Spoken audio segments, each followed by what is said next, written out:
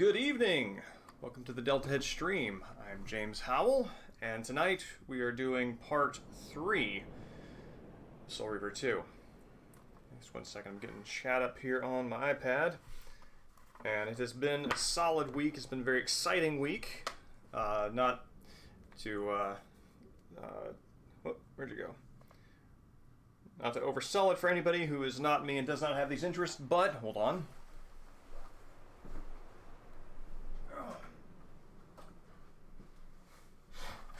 This beauty and its sibling returned today.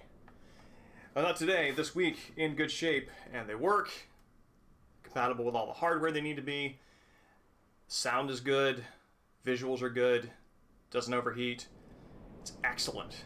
And so after I do some Soul Reaver 2, we're going to hop on and try some Eastern Bloc games that I picked up on eBay and remember very happily from when I was a youngin'. And they're a good time. They've got really good audio, and they're very very contained, very Tetris-y in some ways. But so yeah, so let me put this back over here.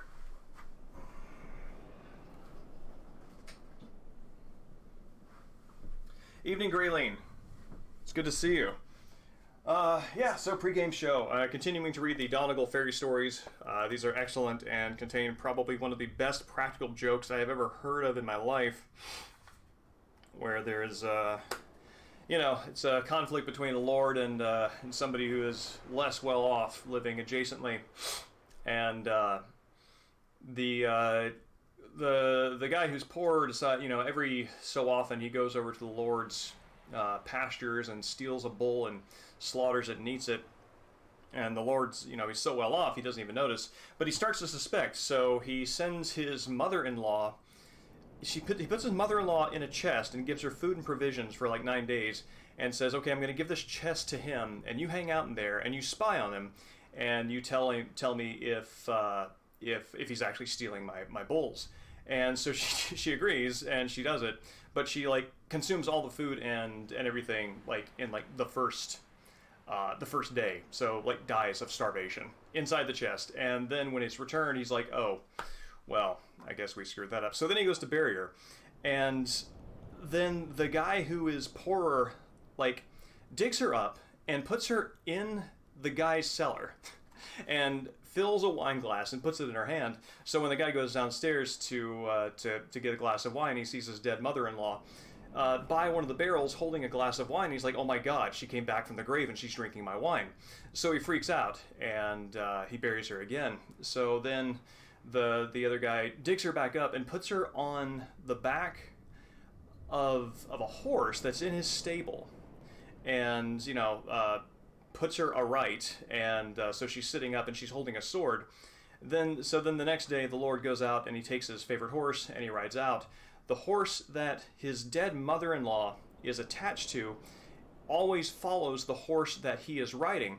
So he goes out riding, and then he looks behind and he sees a horse with his dead mother-in-law holding a sword up, following him, and he assumes that his mother-in-law has come back from the grave yet again to chase and terrorize him and strike him down with a sword. Evening, Heavy Viper, and thank you for the panda. And so he's freaking out, and he's just running faster and faster, riding faster and faster, and the foal behind him, is keeping up, keeping pace, keeping the chase. And so then the guy who's orchestrating this whole practical joke just happens to be on the road, and he's like, "Hold on a second, I'll save you." Knowing that this is just a dead body and not a revenant, steps out and stops the horse, and they bury the mother-in-law again. And finally the Lord is just out of his wits. He's like, "Okay, look, you appear not to be afraid of this thing, so I will let you live on a large expanse of land and give you an amazing annual salary if you can live next to the graveyard where my mother-in-law is buried and make sure she does not rise from the grave ever again to terrorize me." And the poor guy's like, "Yeah, that sounds great. I can totally do that." And of course he totally does it, because he's the one who's digging her up and putting her in places. And so he lives happily ever after. And yeah, it's this just... just this rolling, these rolling absurdities, and finally the guy lives happily ever after because he performed like one of the greatest pranks that I've heard of in fairy tales. So yeah, that is one of them that's in here, and it is quality stuff. No, yeah, go big or go home, right? It paid off. But yeah, on the subject of Revenants, we are on to. Let's see, there we go. On the subject of Revenants, we are on to Soul Reaver 2.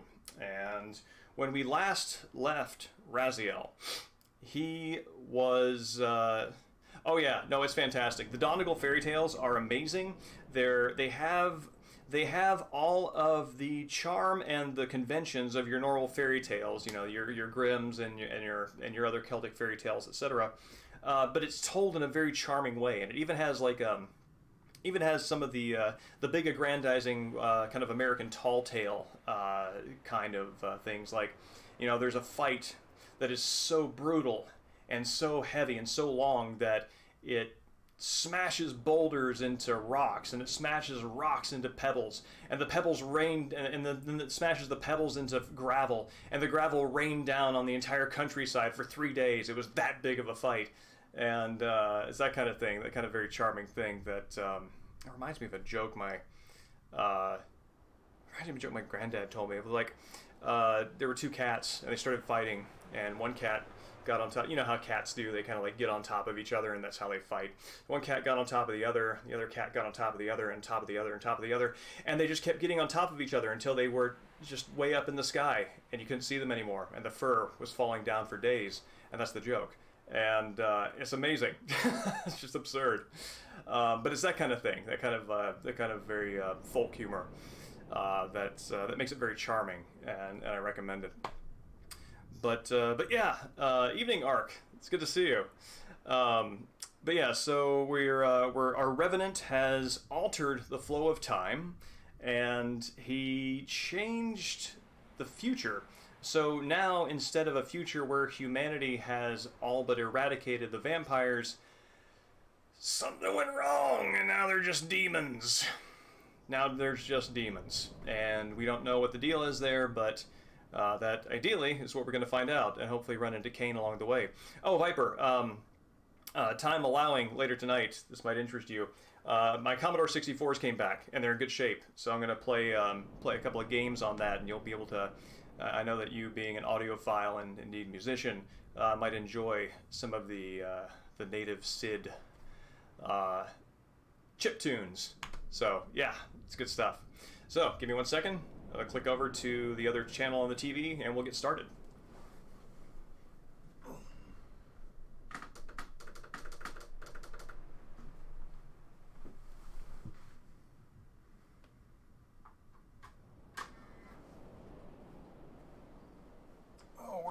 There we go.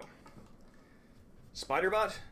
Sadly, I do not have Spiderbot on disc, but I did find, I was trying to think like, man, I'm going onto eBay, and all these games are like $25 a pop, and they're, you know, in their boxes and everything. And then I remembered like, oh wait, piracy was so rampant on the Commodore 64 that all the games that I had were cracked copies that were just compiled onto single 5.25 inch floppies. So I decided to start eBay searching for just 5.5 inch general Commodore floppy lots. And lo and behold, I have found several just discs marked games. No idea what's on them, but they're like $5. Figure, you know what?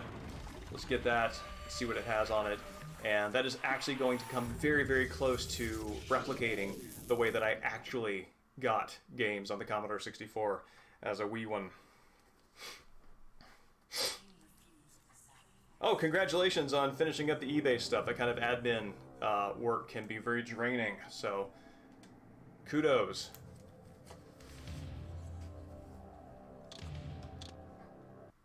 All right, here we go. Raziel Scamperin. A somewhat more effective Revenant than a mother-in-law with a sword.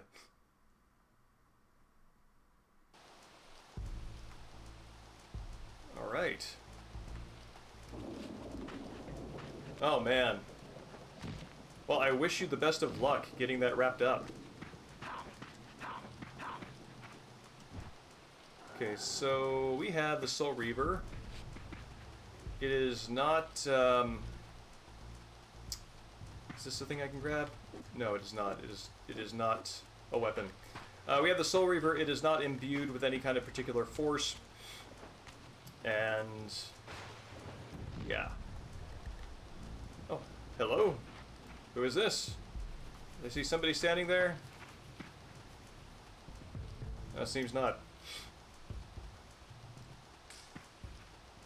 I was thinking about kind of some of the design stuff that I'm encountering in this game, mainly the older adventure game sort of style of providing very few hints, the player having to do a lot more exploration and inference, especially in light of a tweet that's been going around using that meme of an older woman with a walker who is assigned an opinion that is viewed as outdated or irrelevant, along with a younger woman patting her back saying, "Okay, Grandma, let's get you to bed."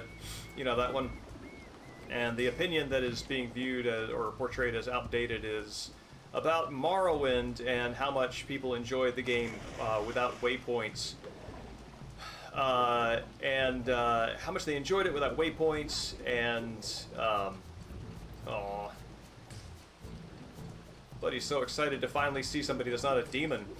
How, you know, liked it without waypoints, that you had to talk to people and figure out your way around. And I'm kind of realizing that is something that I both enjoy and have been frustrated by.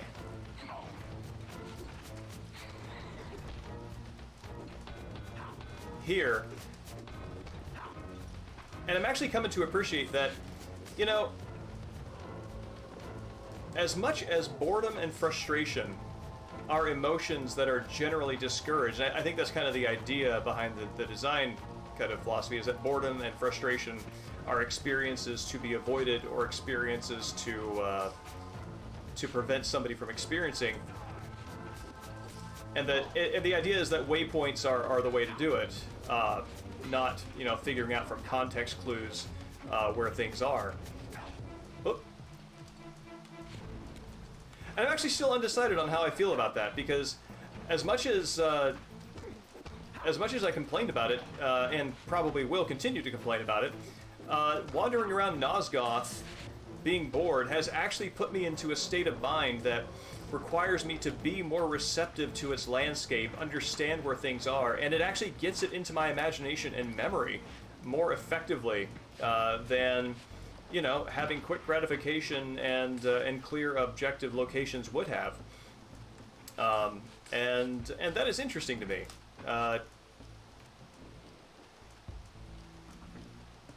And I'm not sure what to do with that observation, but it is absolutely, it's there.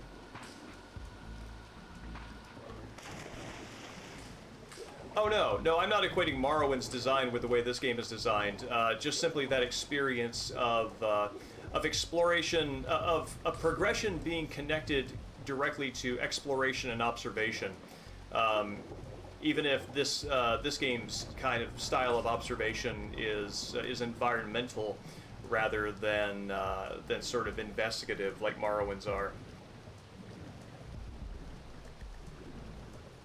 No, that's fine. It's a fine point to identify. I did use it as a point of comparison, so that's fair. Alright. Riven. I have yet to play that. I have a lot of really fond memories of playing Myst, but no Riven, unfortunately. Oh wow, that's a very dramatic camera shift. I'm gonna save that Reaver energy for demons.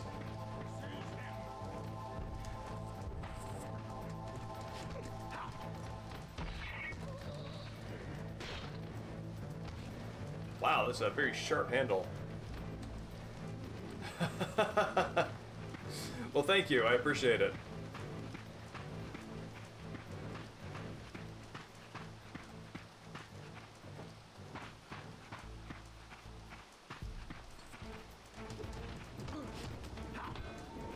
Smack.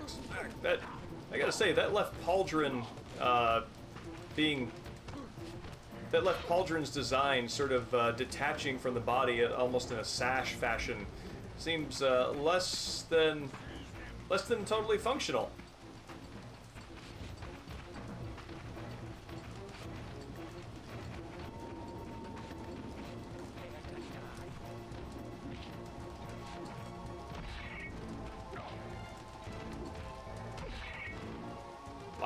was, Oh, wild!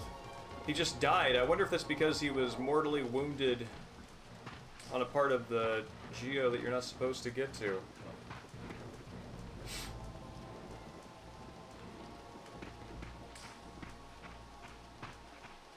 Yeah, one thing the combat here does have going for it is that the enemies' attack animations are pretty clearly signaled. It is not ambiguous at all when someone's about to take a swing at you. And I also feel that it is signaled in enough time to be able to react appropriately.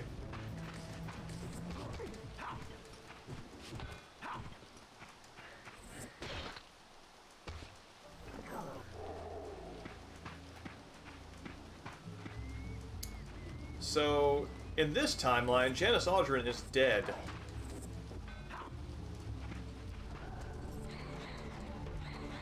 Oh wow, the music changed when I pulled out the Soul Reaver.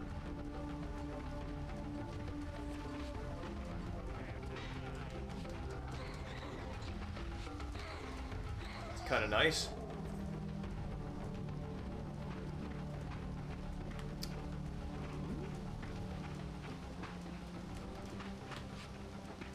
Okay.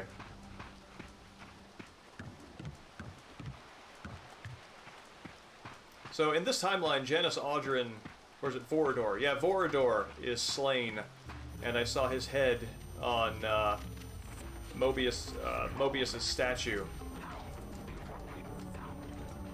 So going to his former residence might reveal different kinds of answers than I hoped I would kind of locate.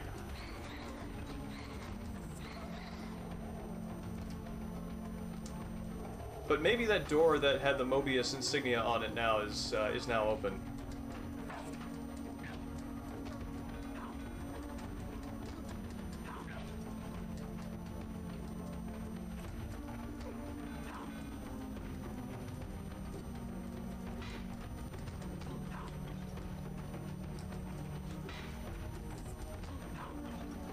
There we go.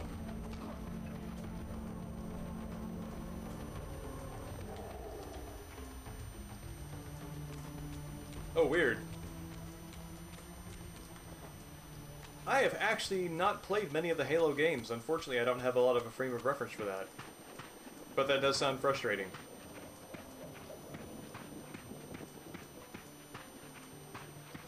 Is this a dead end? This is a dead end.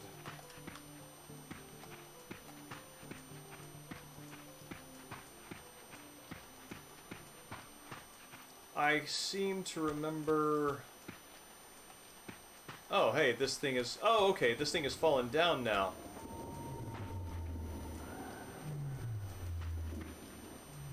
So now I'm in a... Definitely in a different timeline.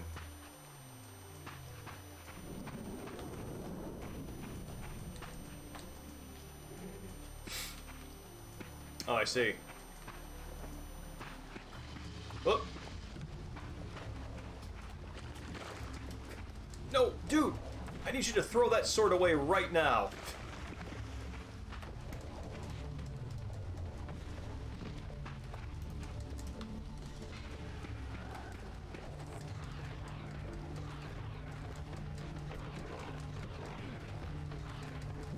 There we go.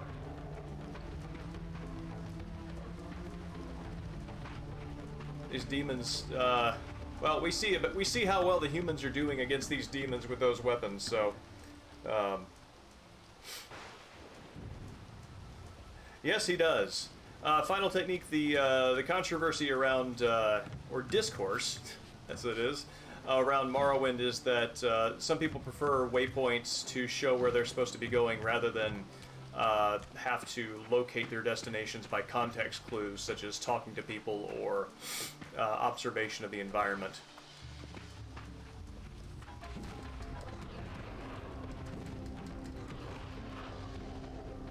That is the, that's the criticism. Which, I mean, I don't know. I feel like that fits that era of Elder Scrolls games, that exploration RPG experience.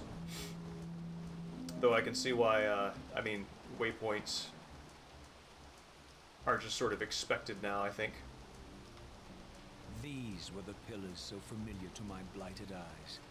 But now that I had begun to learn their true significance, I regarded the pillars' destruction with a new, enlightened sense of horror.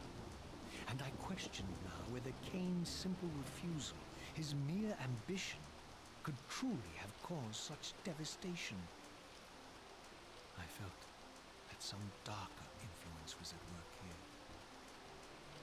As I approached, I discerned the spirit of Ariel, bound here now for more than a century. Forever am I bound, hope abandoned, my spirit tethered to this place.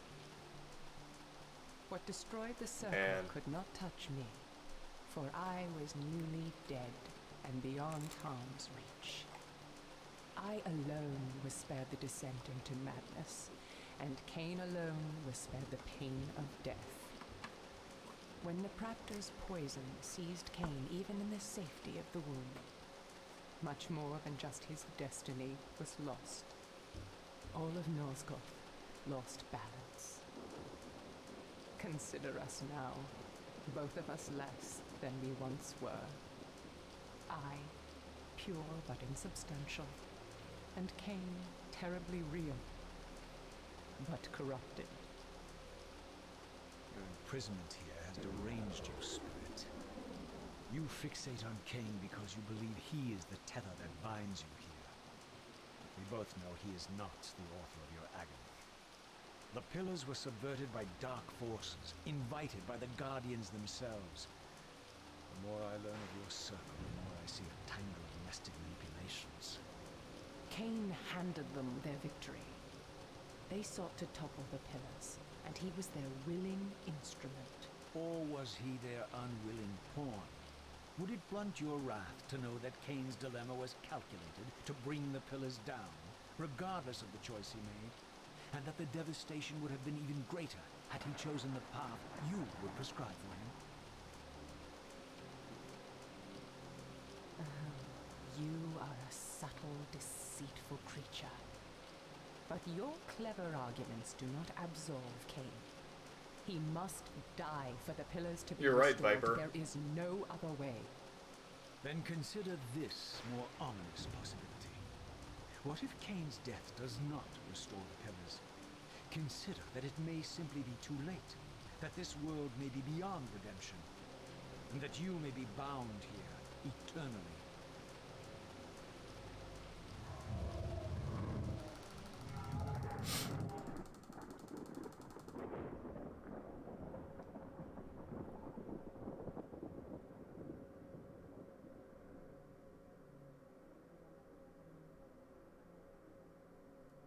Why do you hound me, demon?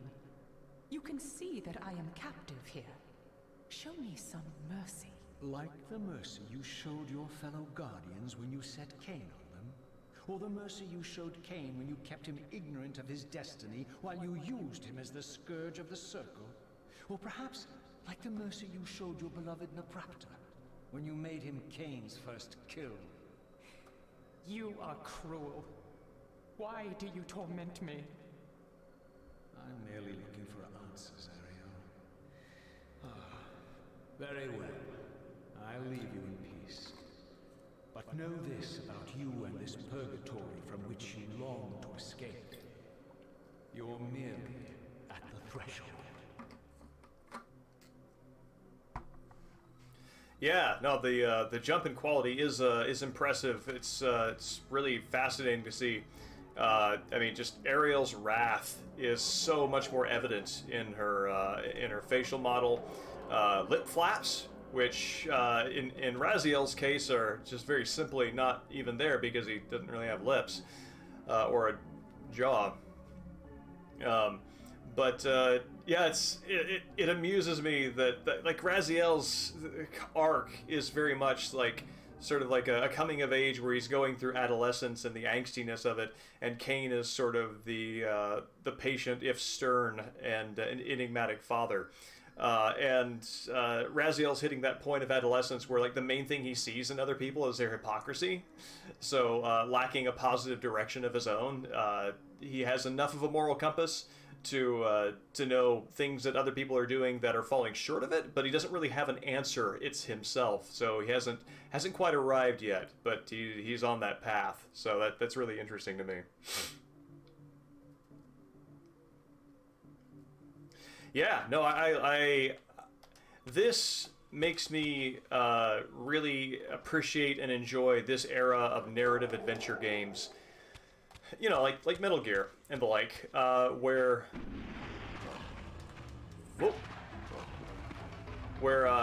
there's a definite personality that is not. This might sound ironic given what Metal Gear Solid 2 is. There's a definite personality there that is not, player insert. Let's see.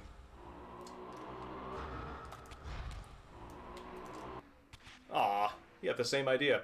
Basically, that the game has a story to tell me that is not about me as the center. And I think that's very interesting because, Raziel. Because I do like stories.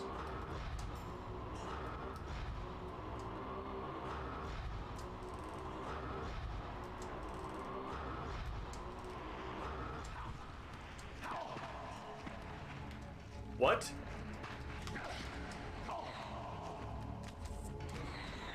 Like some weird combination between a face hugger and a full-on alien thing. That is a big fella, and he is guarding the path forward pretty effectively.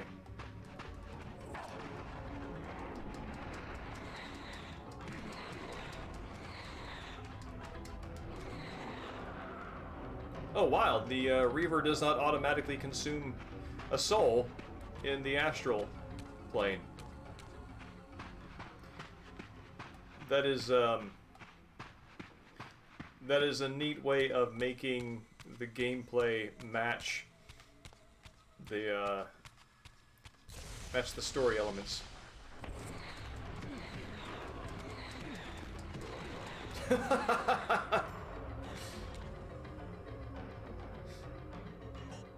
Probably shouldn't have spawned in a corner. Yeah, the death animation is a little abrupt. Having something there that would mark it a little more clearly might be good. But, you know what? Let's just go ahead and zip on to the material realm.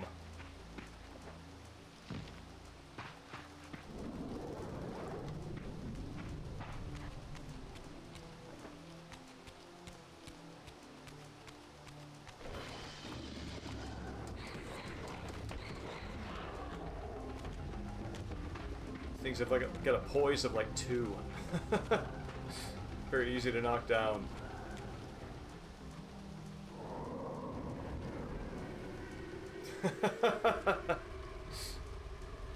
I like it, Grayling.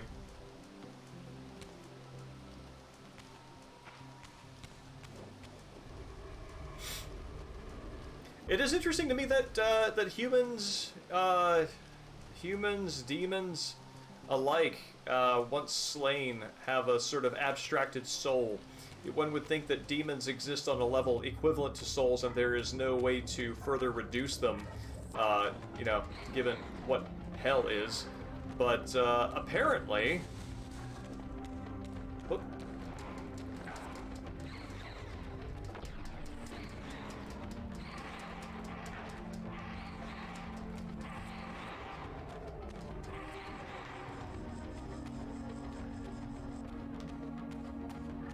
Apparently they can be further reduced.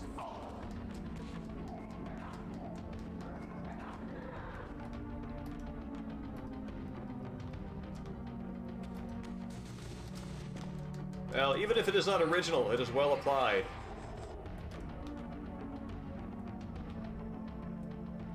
Hello? What is this? Just gonna run through you guys. I don't need to deal with that, especially.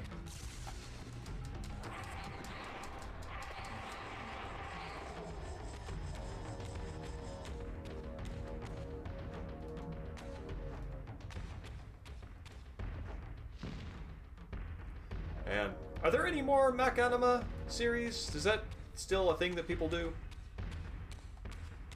Seems like the kind of thing that Fortnite, whatever Fortnite is, would be well suited to.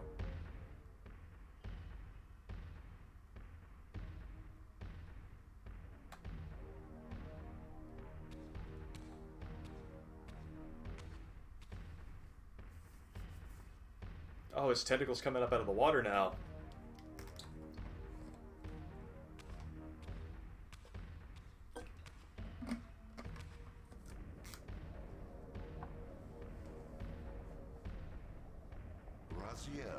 The failed assassin. You had Kain at your mercy, but lacked the courage to fulfill the act. And now you see the wasteland wrought by the tyrant's hand, by his selfish decision to preserve his own life, even when it meant sacrificing the whole world. This is the fate of Nosgoth, as long as Kain remains alive. An ironic condemnation, given this guilty sin. One would think you'd torn down the pillars single-handedly. What are you trying to obliterate as you drag your loathsome body through this chamber? And why, as Nosgoth descends into madness and misery, do you appear to thrive? Things in this world, I am learning, are rarely what they seem. You, apparently, are no exception. I am the engine of life, the source of Nosgoth's very existence. I am the hub of the wheel, the origin of all life, the devourer of death. Or maybe you're just hungry. Could it be as simple as that? Wouldn't that be poetic irony? The great adversary of the vampires turns out to be the biggest parasite of them all. Do not test my patience, Raziel. I made you, and I will unmake you if I become so inclined. As your agent, I am beyond death. There are fates worse than death, Raziel. Oh, I see you now as you truly are. A cancer, a spooling parasite burrowed deep in the heart of this world. Go now. Play out your pitiful rebellion and take your place among the destroyed, the used, and the damned. But know this. You are mine for eternity. You have always been, and will always be, my soul Reaver. So good. I love it.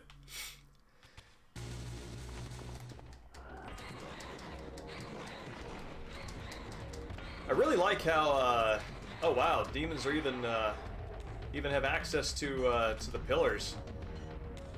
This place really is being overrun. I really like how Raziel's way of talking, it's good characterization, but his way of talking like varies depending on who he's talking to.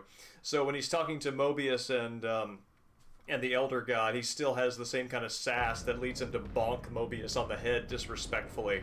But when he's talking with Kain, it's with somebody he actually respects more, even if he despises from that place of respect. I wonder, Ark. It seems like an Elder God that is the hub would have knowledge of every potential spoke. So I wonder, and it certainly isn't beyond him to withhold information like that.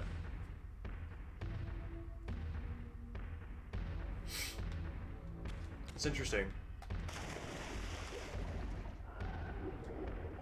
How... There we go, that's how you dive.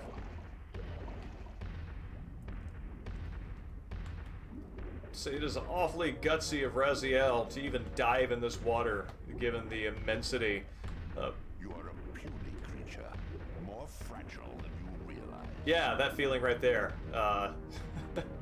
So, Raziel's gutsy.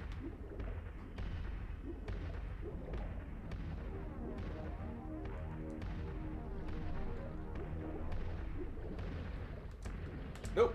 Go back up. There we go.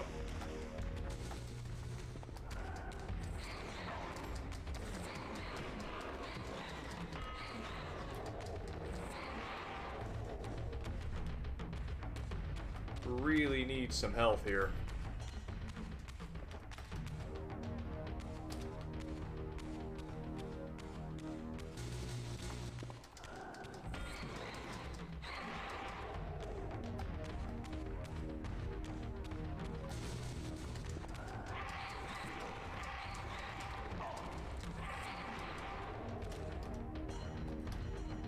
Let's see, is this my jump down? Yes. Yes, it is.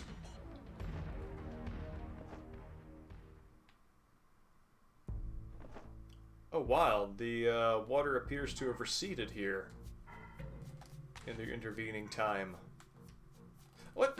Oh, jeez, that scared me.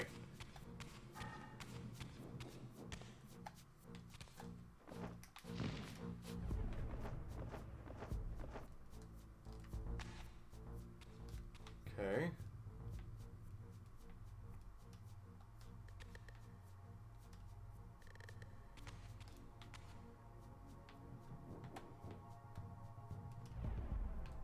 Oh, here we go.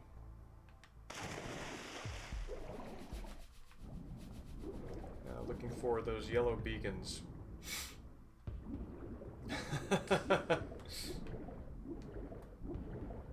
Yeah, that would have been a prime moment if this were the Yakuza series for a supporting character to jump in the path of the bullet and take it. I was thinking the other day about how often that happens, specifically in Yakuza 3. I think Yakuza 3... Wasn't there somebody who jumped in the way of a bull at one point? I seem to remember something where somebody's fighting spirit was enough to stop a charging bull. But it's been a while since I played that.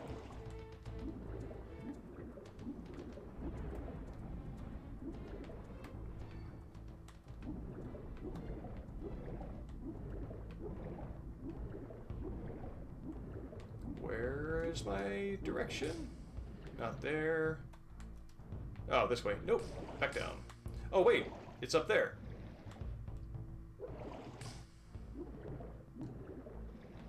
Is it? That's the way I just came. Whoop. Oh, with that one.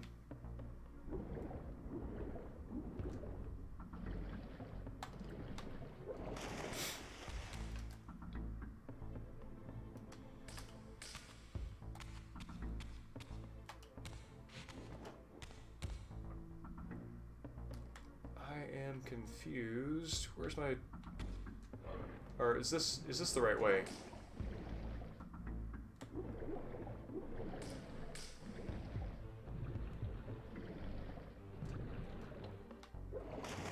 Oh, there we go. That's how to get it. Yeah, the cutscenes are where, I mean,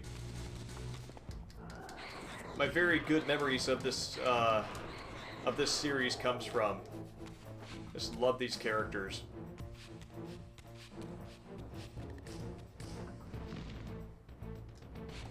And their interactions.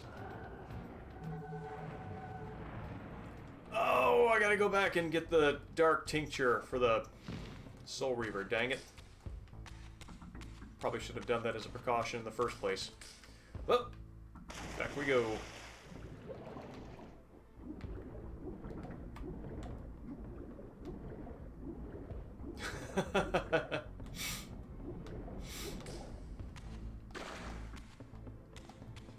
Yes, that is very much the Yakuza series plot armor. Always have a subordinate or someone who owes you one to jump in the way of the bullet.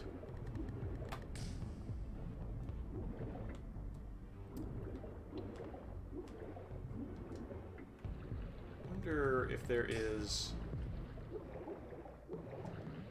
a place here. I'm gonna climb up here. I'm gonna go to the astral plane and see if I can heal up and then rematerialize, because I'm hanging on at like 1 HP here.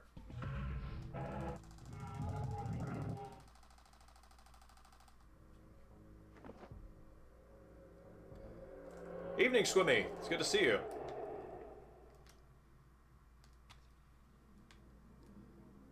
It is very lock and key. Is that... Where can I become flesh? One does hope the henchmen are appreciated properly, but you know, I think whether or not the character who is spared a bullet to the chest appreciates the sacrifice, that actually kind of tells you whether they are hero, villain, or a villain who still appreciates the old ways enough to be heroic.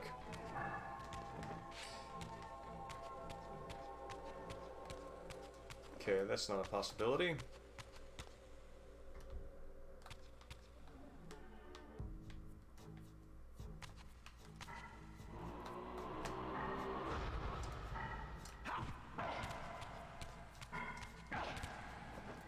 Whoop. Whew. Oh, there we go.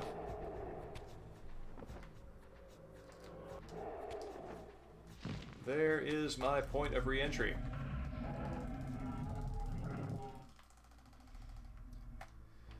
Alright. Let's get that dark tincture. I think something that I am discovering is this game is doing what it took me almost playing the entirety of the last game to learn about the way the design is that... what?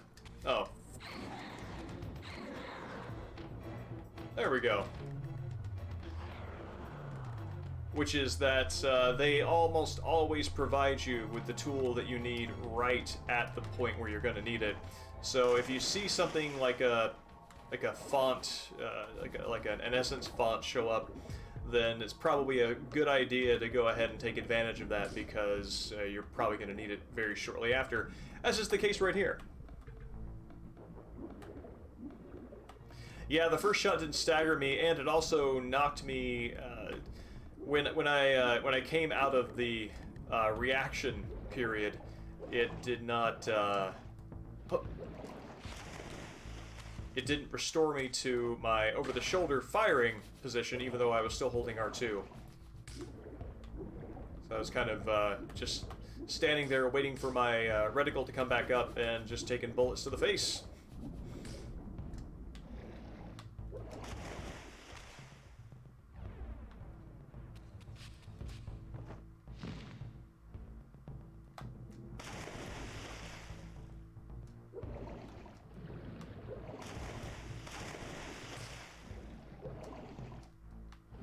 Oh, nope.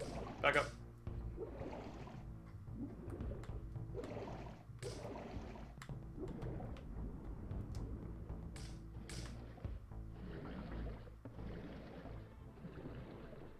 Alright. Oh, wrong rock face. Here we go. No, dude, don't do it. Go back up. Okay. Alright. Just gonna push on the gas pedal, and all you have to do is go forward.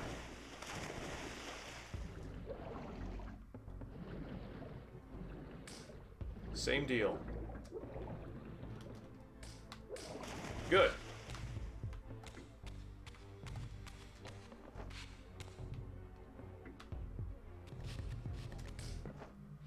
Here we go. Bridge.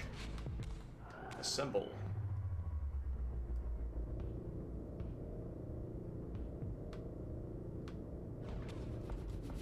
No, no, no, no, no, no, no. Okay. Woo. A little wobbly there on the bridge. Like Indiana Jones doing the faith walk in Raiders of the Lost Ark, except the problem isn't knowing where the thing is, just an inner ear situation.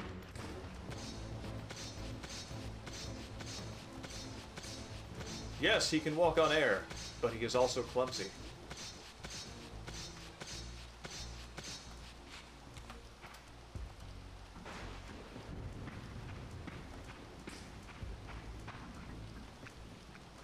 What the heck?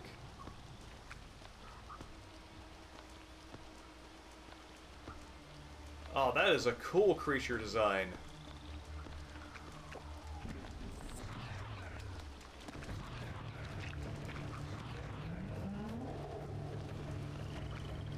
Actually does feel like something you would encounter in a From Software game.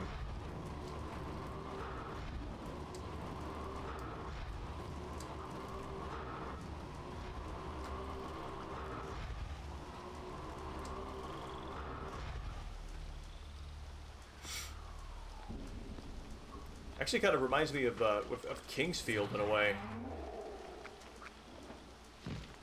Good, waypoint activated.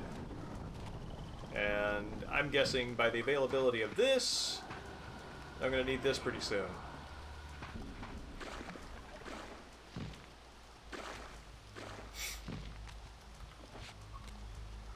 Yes, they both have the same gothicism and apparently similar creature designs. Beyond this edifice lay my sole hope of escaping this demon-infested wasteland. The time-streaming device contained therein offered my only prospect of journeying back into Nosgoth's early history. Unless I discovered some means of breaking the seal, I was condemned to be stranded here eternally. Okay, so this is definitely my way forward. I do like how unbroken and solid the Mobius insignia is around the door, which is clearly ready to fall apart without it. That's very good curse design right there.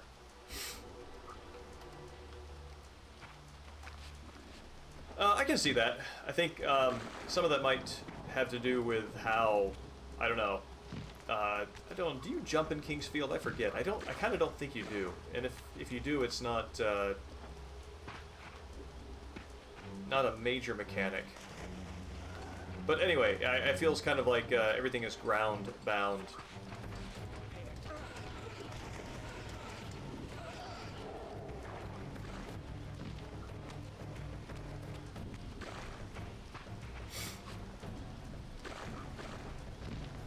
I was able to find a cheaper used copy of the original Kingsfield, which I was not aware of the fact that Kingsfield as the heck even are these things? Like, are these like evolved forms of something that I encountered in the past? Does it have a bloodied state that I can finish off?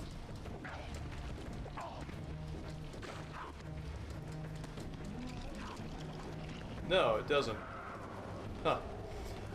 But yeah, the Kingsfield that was released here as Kingsfield 1 was actually the second one in the series, and I was able to find the first one for pretty cheap, and that should be arriving in the mail sometime soon. So I'm pretty excited by that.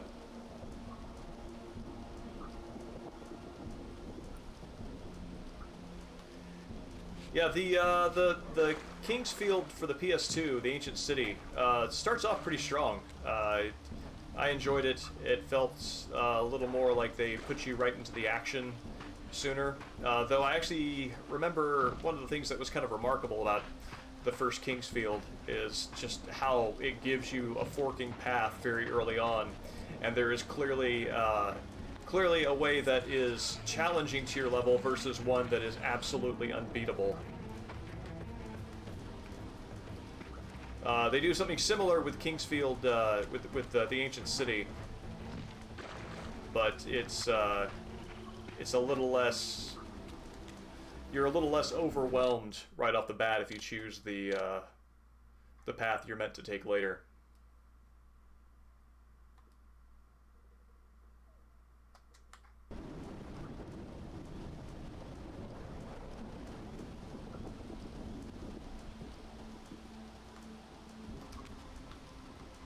That's interesting. I'm looking forward to seeing more of it myself, directly.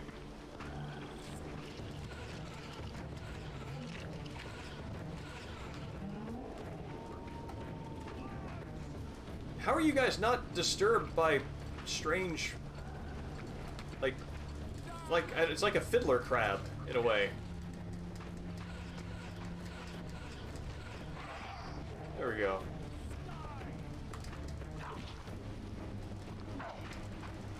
dude, pick it up.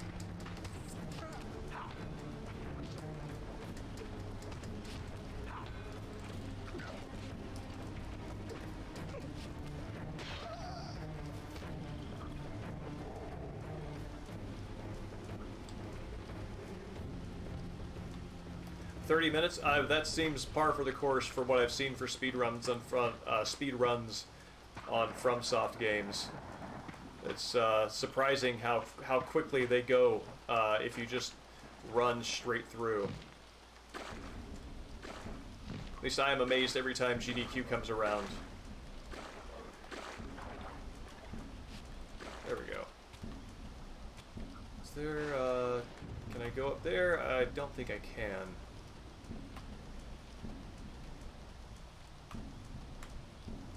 Oh man, gigantic forest is so cool. Is this something? Let's take a look over here. Something I might have passed in my eagerness to get to the save point.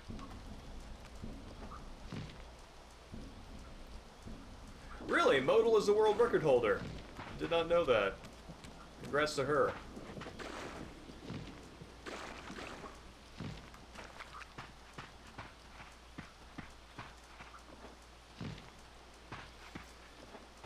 I find myself, I do wish that that they had made more Echo Knight games.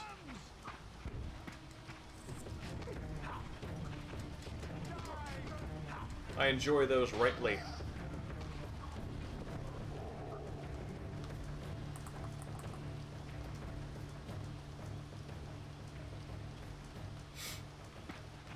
Oh, is it a lot of oh.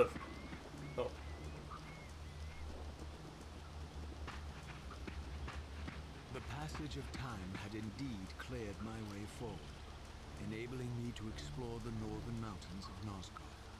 I was anxious to discover if some evidence of Janos Audron's existence might still remain.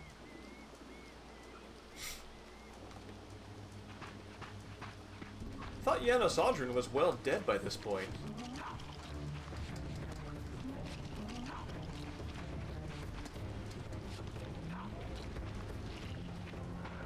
Lunch.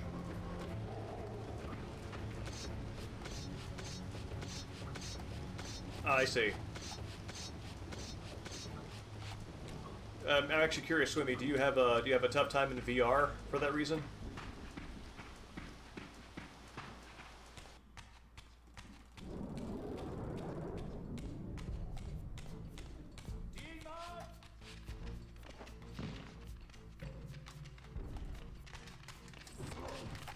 Whoa, that's a lot of fellas here. Just gonna do my Bart and Lisa Simpson strategy, where I'm just gonna swing my axe like this. Anybody who gets in the way, that's your fault.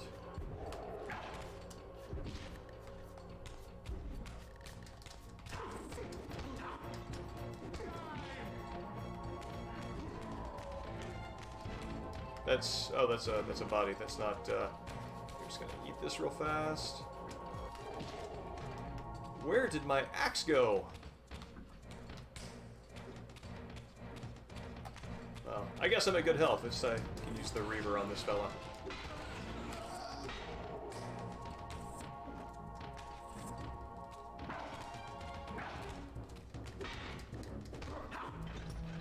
There we go.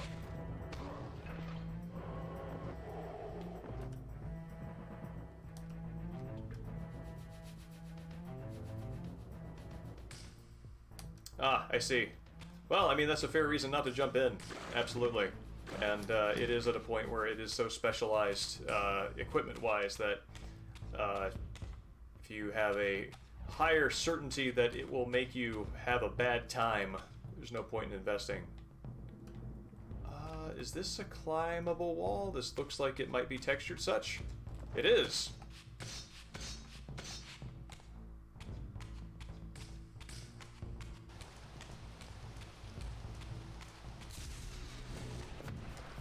Oh.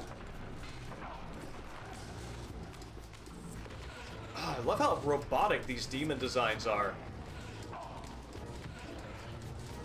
Or mechanical, rather.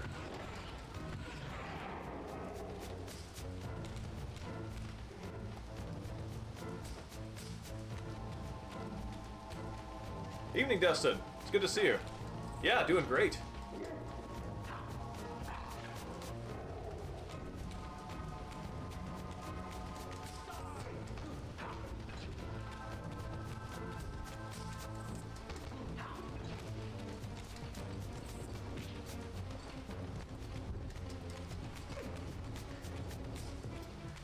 Good. Good, good. Oh!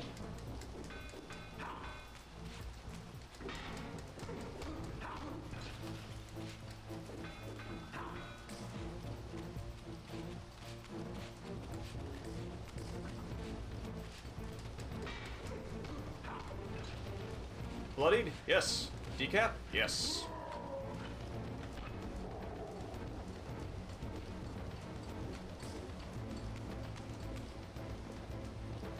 Come on, fella. There we go. Good.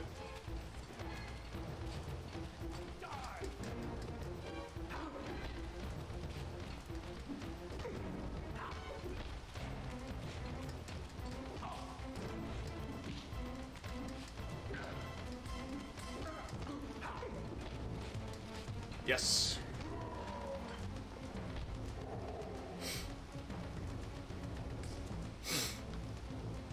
Yes. One of the things that I've noticed about Resident Evil 7 is FOV increases when, or the edges blur more when you do quick turns and the like, which I think makes the motion sickness part of the brain a little bit happier. Oh, I'm inside here.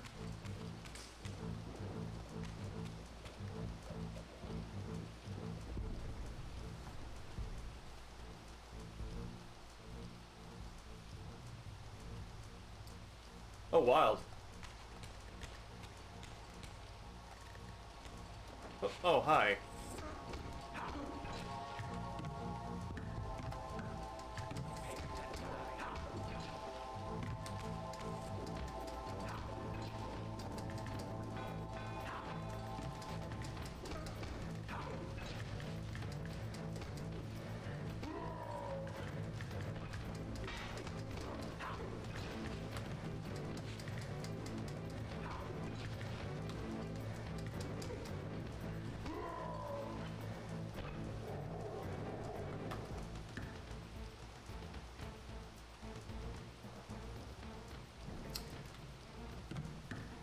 Is there a lever? Yes, there is a lever. At all, or what's? Oh, I bet that opens the thing below me.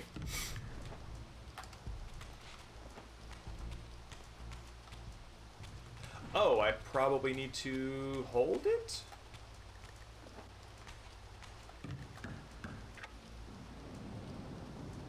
Yes, I do.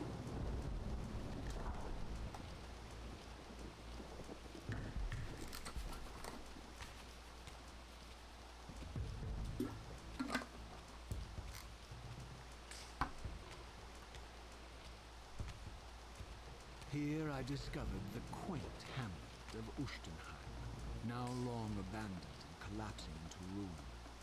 Legend claimed that Janos Ordren terrorized its villagers until the Sarafan hunters ferreted him out and destroyed him.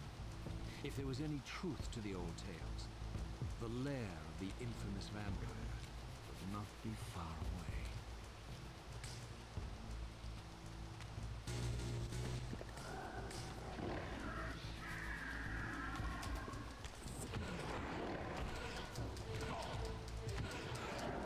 Oh, this is great. I mean, as long as we're comparing this game to FromSoft games, we're in Yarnum right now. Very Yarnum-y. Waiting to run into the brigades of street patrolling werewolf hunters, themselves werewolfing it up.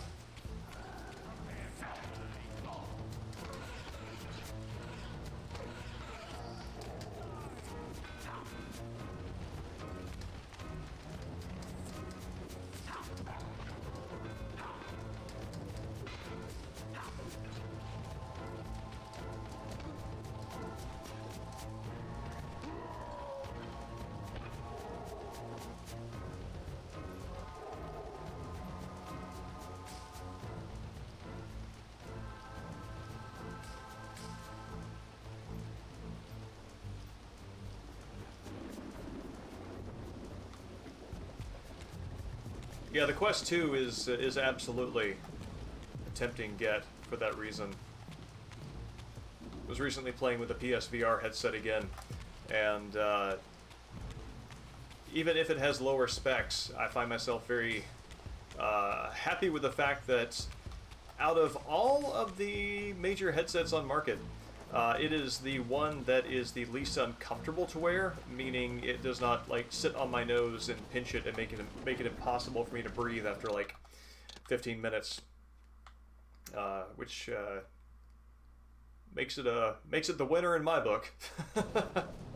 Also, I mean, Sony like secured a lot of really good PSVR, a lot of VR games. Took a lot of stuff from the other platforms, made it multi-platform, good exclusives, and the like.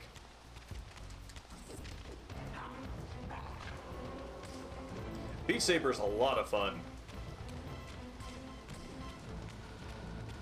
And, yeah, it will, I want to say it will give you a workout, but you will burn calories. I've, getting back into exercising myself after, it's interesting. I'm getting back into exercising, getting back into shape, and that naturally puts me in line to do organized, structured workout routines.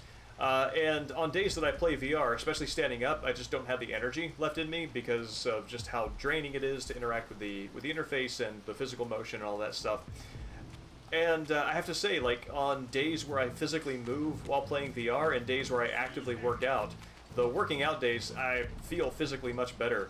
And so it's funny. It's like the colloquialism is that, you know, playing X, Y, and Z motion game gives you a workout, but it kind of doesn't in the sense that a workout is a very particular kind of experience for your body.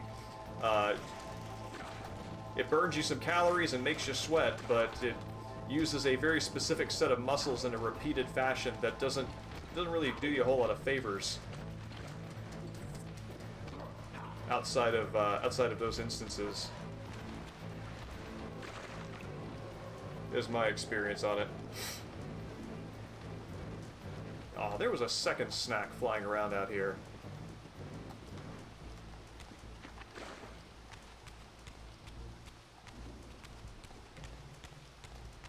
This is a way. This is another way. Evening, Iceman Dan. If it's a horror VR game, then yes, absolutely, from tension and anxiety. But for the most part, it's if you're doing a lot of this, moving around, it's fun, but it's working out a kind of a limited set of muscles and not really coordinating those muscles with other things that are adjacent to them in ways that kind of improve overall coordination. Which is fine, because I don't think most VR is selling itself as a workout, and any VR game that did would certainly have to, I think, account for that.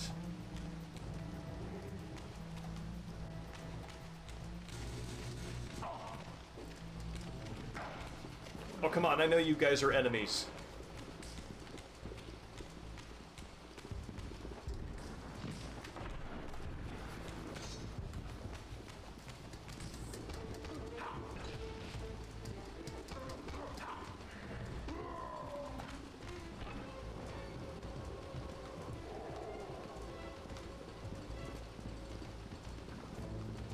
Are they fighting each other? Because they should be.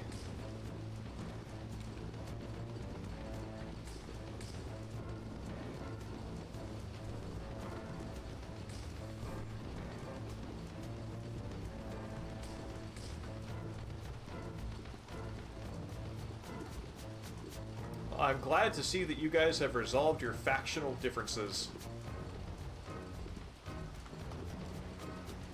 Like old Snake in Metal Gear Solid 4. If you're violent enough universally, then the world can find true peace in a common enemy, e.g. you.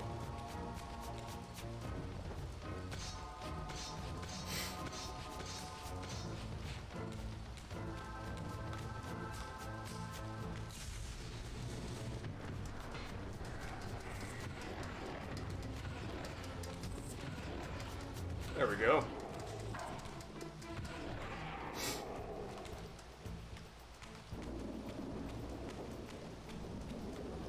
I find the combat getting a lot, but it is more interesting now that Soul Reaver is a must-use weapon against the demons, and kind of living in that space where you're balancing using it and relying on it versus relying on, you know, weapons that don't get drunk on power, like your hands and swords. Is it's a headspace that's actually created in a way that I think about the game now.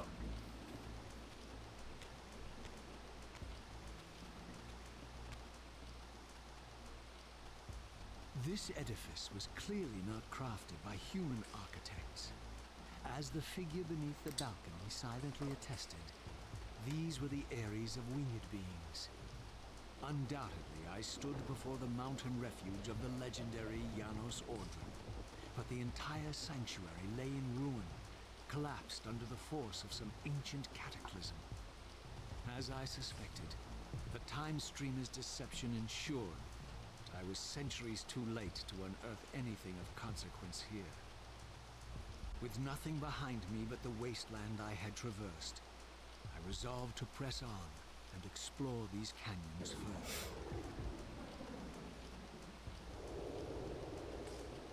Oh no. Every time you turn up, something monumental and terrible happens. I don't think I have the stomach for it. No drama this time, Raziel. You are persistent, crossing time like this to follow me. Still waiting for that coin of yours to land on its edge. I'm biding my time. I see that Mobius has played a little trick on you. Yes. He clearly doesn't want me to meet this Janos Ordren. Perhaps. Or maybe he merely hoped that it would harden your heart against me, to see this wasteland which I single-handedly authored. My heart doesn't need hardening, Kain. If I even suspected that destroying you would make any difference, I would do it this instant. I knew you'd see through them, Raziel. Janos is indeed the key to your destiny, but you'll need to find your own way back into Nosgoth's path. Make no mistake though, Raziel. You and I are now in great danger. We are irritants here. Malevolent forces are being marshaled to eliminate us. You talk as though we're allies. Regardless of your sentiments, Raziel, in their eyes, we are. Well, they're certainly trying to eliminate you, Kain. There can be no doubt of that. I am assaulted relentlessly with demands for your demise. Whatever it is that you're plotting, they're scared to death of you. As for me, I suspect they made a grave error when they allowed my unique resurrection. I don't think they know how to destroy me. You mustn't underestimate them, Raziel. And who exactly is this diabolical they to which we keep referring? If there's some grand conspiracy going on, the right hand doesn't appear to know what the left is doing. Even Mobius seems to be caught out at every turn. Mobius is a puppet, Raziel. Haven't you realized that yet? That's the sweetest irony in all of this. Nosgoth's great manipulator is their plaything.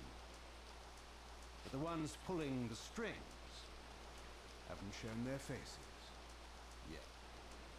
They don't like us unwriting their carefully choreographed history, though, do they? You must understand, Raziel, we haven't unwritten history, we've merely rewritten. The future flows around our petty actions, finding the path of least resistance, while admitting only the slightest alterations. This is the reshuffling you felt when you refused to kill me. And remember, Raziel, we are irritants in this regard as well. History will not allow the introduction of a paradox. And if events cannot be reshuffled to accommodate the change? It is the irritant who's expelled. Bear in mind, This may be exactly the outcome our enemies are trying to provoke. We must tread very carefully. So good. I love Raziel's greeting of Kain. What was it? Every time you show up, something monumental and disastrous occurs. It's fantastic. Yeah, the way I kind of think about it, Swimmy, is that Raziel's revenge motive hasn't disappeared. It's just gotten bigger, and he's trying to maximize all tools possible so he can get revenge on as many people as possible. That's not. I don't think it's an expressed motivation, but that sort of seems to fit with the way that he works. In addition to kind of a Hamlet thing going on, where he seems to enjoy, I mean, what he calls investigating and getting more information to find out what's going on, but he also seems to kind of prefer to hesitate because he's had the opportunity to destroy Mobius and Kain at least twice, at least once apiece in this game, and the opportunity to assault them several other times, and he's chosen not to. So yeah, I think that there's the character that definitely has free will is the one that also experiences the greatest indecision, and that's an interesting pairing of traits.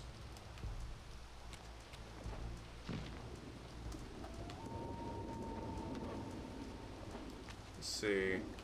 Is there a font? Yes, there is. I bet I need that one to progress, given what I know about this game. And yeah, I like Raziel and Kain as Who's Afraid of Virginia Woolf-esque allies. The bickering, etc. Because they're both so well spoken that even their bickering sounds better than sounds better than a chord in many fictional worlds. All right, I gotta get up there.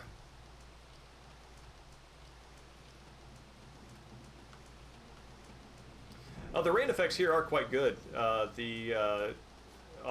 PS2, I agree.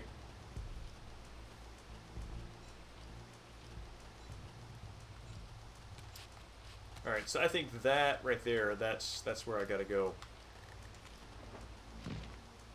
I wonder if I need to go into the astral dimension in order to get there.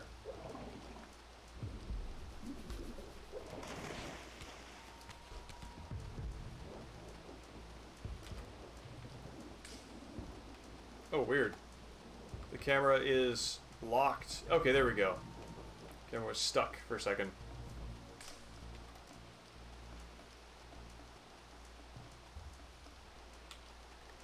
Let's see if any of this changes. Or maybe there's a wall I can climb. We could check that first.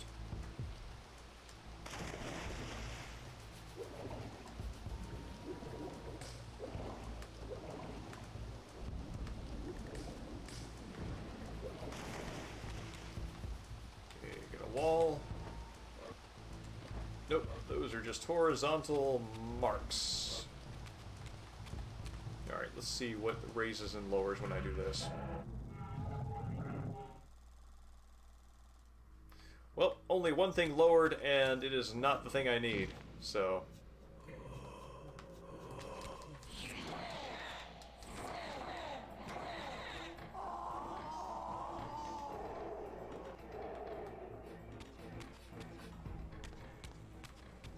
Okay... Where is my respawn?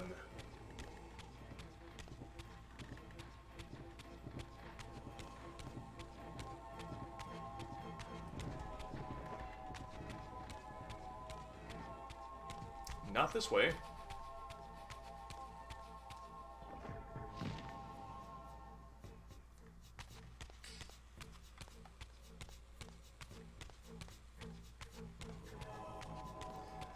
Yeah, I missed out on sunshine myself, Swimmy.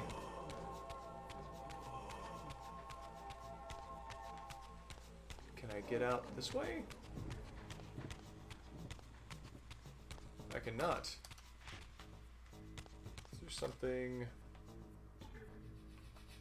I can jump onto?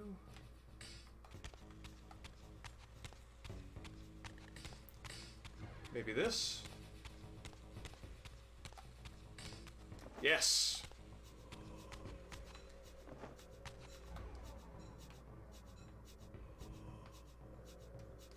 That is a font I can access. And this looks like something I should be able to jump to. Yes.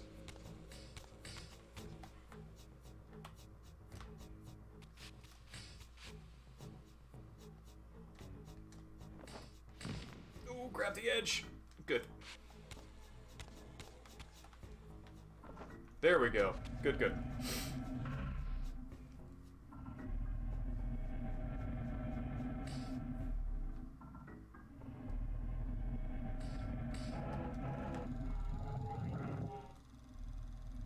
Well, I thank you for the recommendation, and yes, I will check that out.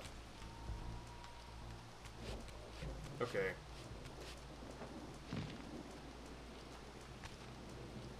So, I saw something over this way. Yes, there is a light well. So this, the dark one might be something that I need at a later point, because it doesn't seem like I can access it.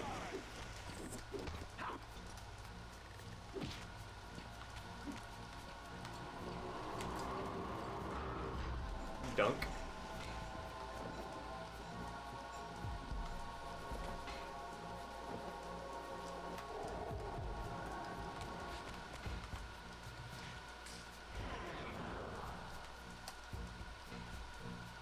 Oh, nifty. Cool, thank you. I do in fact have a Switch. I've been playing a lot of Mario 35. Is this my forward path? Yes, it is.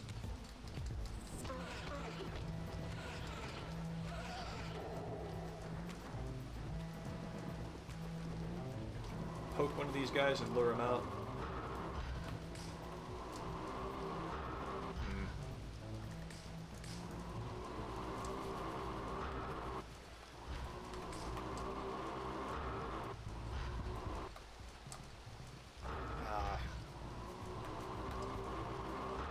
There we go. Come attack me? Oh, I can't draw him out.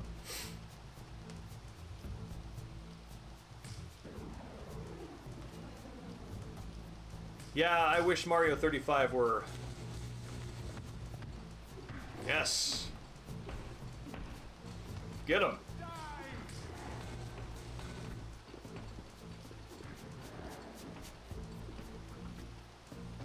These guys in the back seem to be having a pretty good fight, but the two in front are kind of talking trash.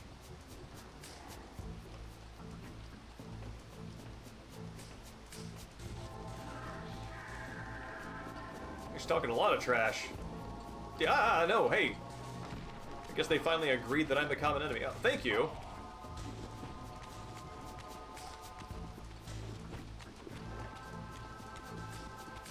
Alright, I'm gonna climb up here and watch the battle from above.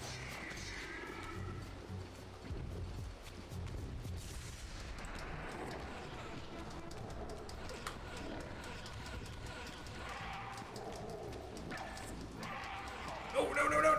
Ooh.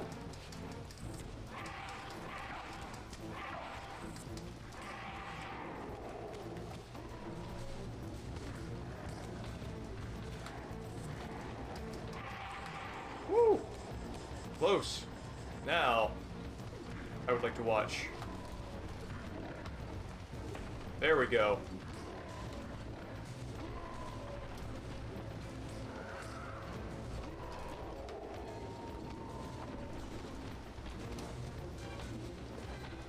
Yes! This is paying off unexpectedly well. And the Reaver gets one. And everybody's happy. Excellent!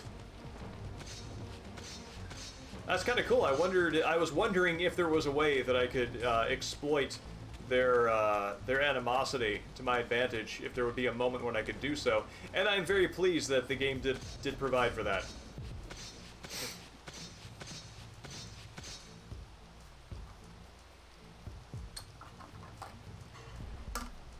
Dustin, I'm curious. I remember the last time we talked about Mario 35, you were just kind of getting the hang of it. How's it going?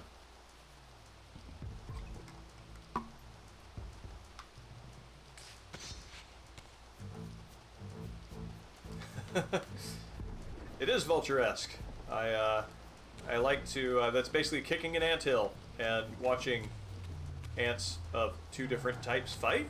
I don't know if that's the metaphor, but that's what we're working with here.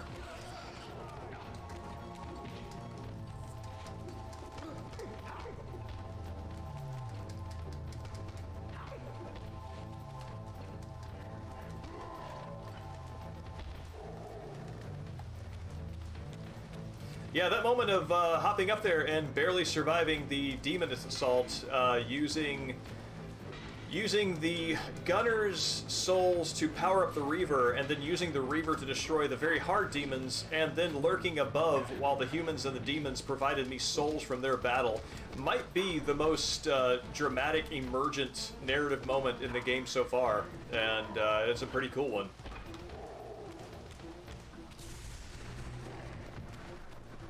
Yikes! No, dude, let it go!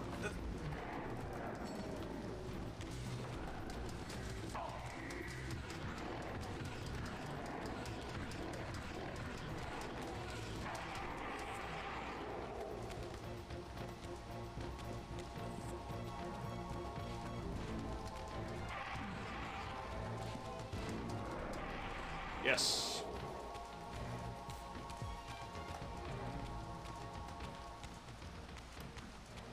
Grab this back. Oh, is this a way I can go? No, it appears not.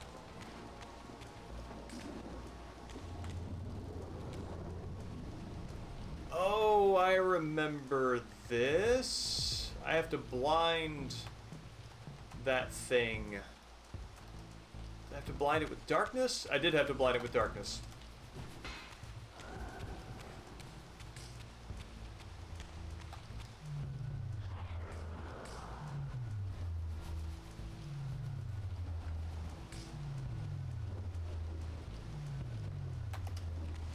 Yeah, Dustin, I agree completely. When I'm ready to kind of hunker down for the night, I will pull up a few Mario 35 streams, and I find watching them very soothing, especially on the higher level play, the ones who are sniping the kind of high level Japanese lobbies. Very, very fun to watch the high level play.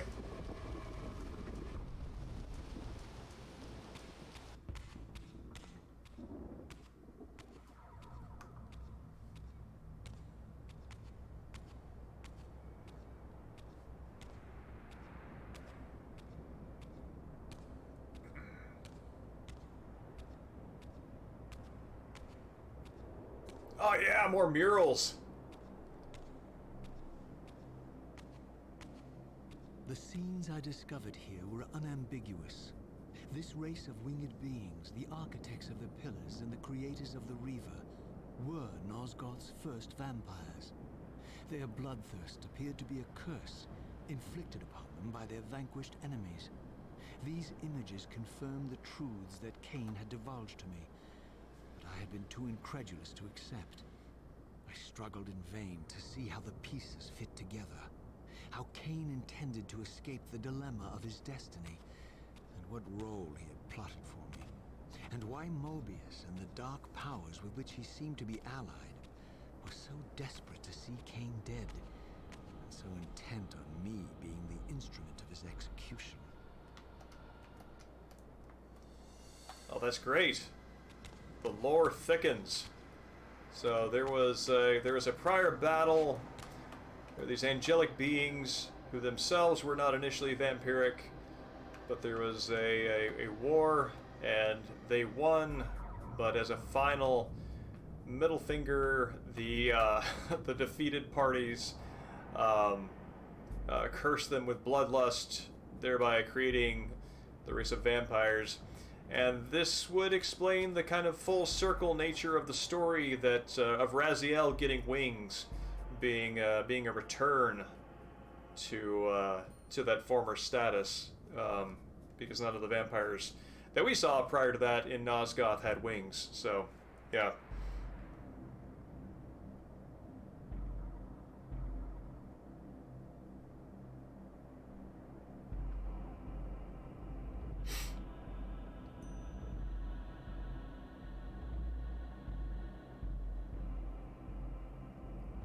A new Super Metroid 100% speedrun world record happened? I'm always aghast that games that are that well trod for speedruns manage to find new grounds to explore on that front. And yeah, Grayling, it's that first Goomba is funny. I remember being surprised seeing somebody run into it when I was spectating once, but as channel moderator Boogle said, that is why he is there. And that is a point well taken.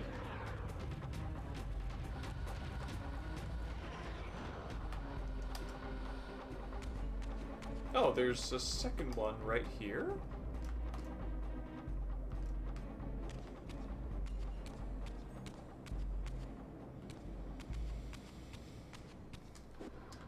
Alright, this is sparkling slightly, which leads me to conclude it might be something I need to poke with a Sun Reaver. Maybe not. Oh, give me 1 second. I'm going to leave Raziel here, staring at this very quickly swirling skybox. I'm seeing 2 layers there. Take a quick break, refill my water, and I'll be right back. 9 seconds is huge. That is impressive.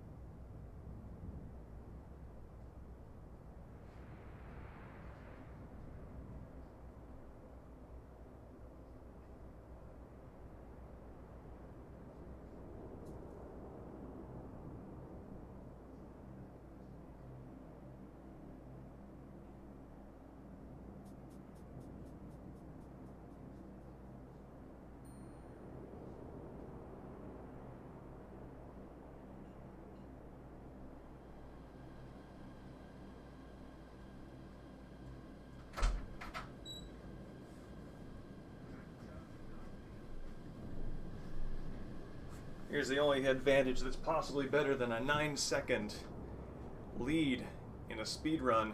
This guy right here, he speed runs everything. Speed runs naps. Definitely speed runs lunch. Speed runs dinner. No competition. Oh, hey buddy, you drooling? Yeah, I got some good drooling going on. Speed runs laying down the law. Barrister.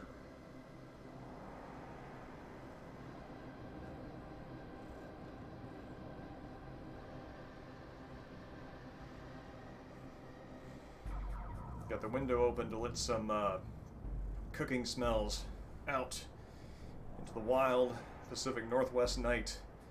And he himself is right there in the middle to enjoy the fresh, rainy air and also to enjoy the cooking smells as they rush out, as they do, like ghosts fleeing an exorcism.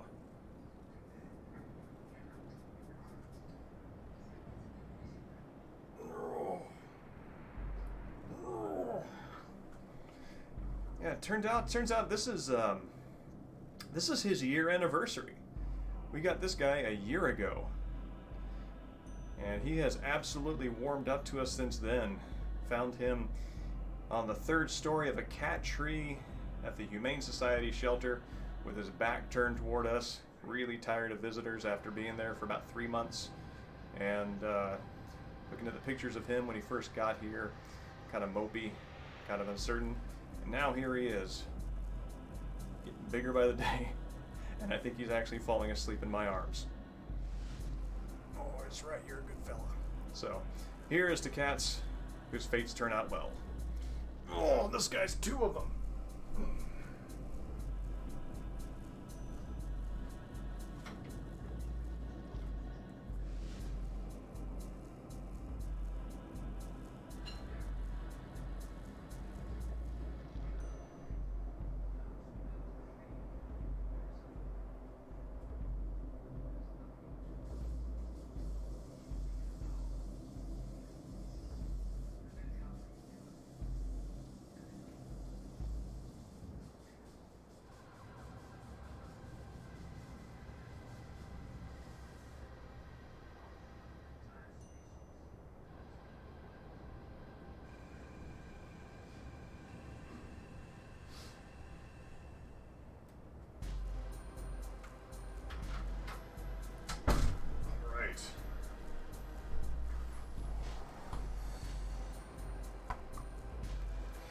Yeah, one of the things that did surprise me, Swimmy, was, I don't know, did you watch the Mario 35 race for HEDQ?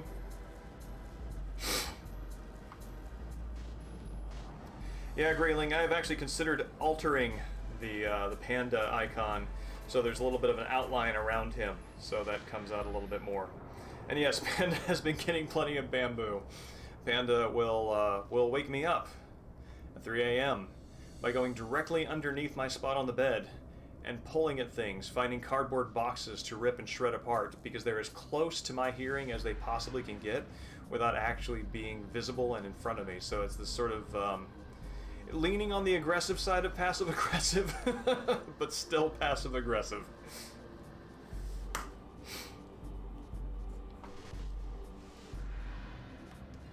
Yeah, the Mario 35 race was very good, and I think one of the folks who raced it, I think the guy was, I think a Mario world record holder or something?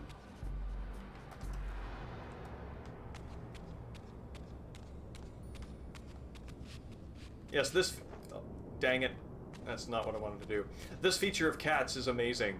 Their situational awareness and the fact that they do these things that coming from a human would almost be a practical joke, which, you know, respect the ingenuity of, but they do this as communication, which is lovely.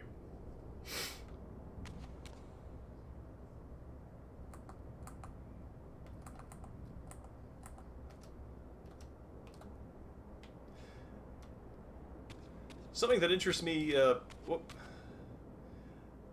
I do very much enjoy watching speedruns. I also enjoy watching casual playthroughs, as probably evidenced by the kind of general tone of this stream. I don't replay games so much to master them as I do to go through and savor them. But it interests me to see speedrunning techniques show up in otherwise casual playthroughs. I think probably the number one example of that is stair skating in Resident Evil remake playthroughs. This is where I just came in, right? Yeah. And seeing little things like that, I kind of feel like people maybe do that not to save time necessarily, but because it actually does feel kind of cool to do that.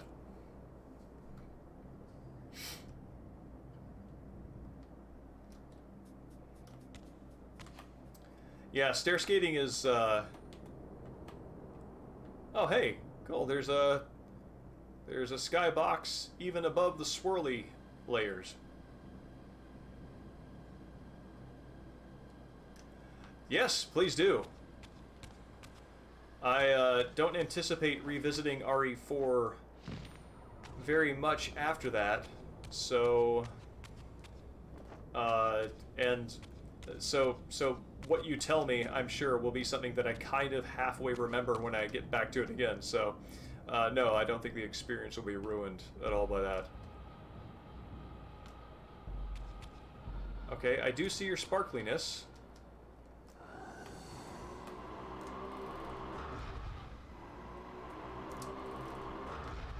Do you need me to grab hold of you? What's the deal here? And grab it this side? Do I need to go to the astral realm?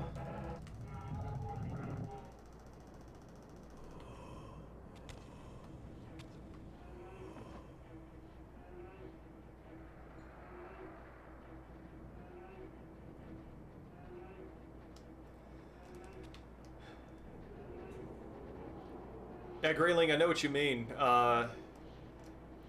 It's the sort of, it's like stair skating in the sense that I don't feel like it is necessarily consequential to my success, but it satisfies the sort of gamer desire to do a twitchy thing with your finger and have a satisfactory, satisfying response from the game. And the fact that it feels like it might be kind of useful only sweetens the deal.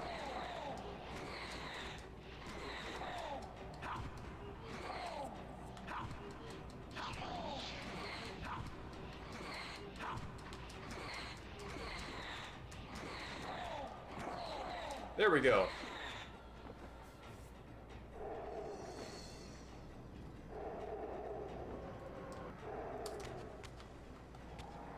Oh, I'm absolutely down with playing with glitches.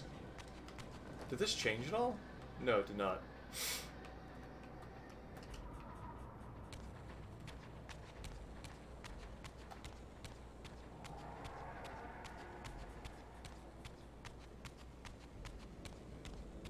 Is the glitch for an area that I have already passed, or is it universal? Is my respawn point back here? It is not.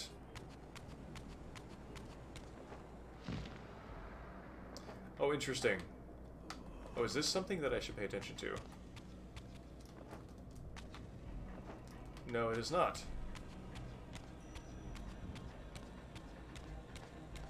There we go.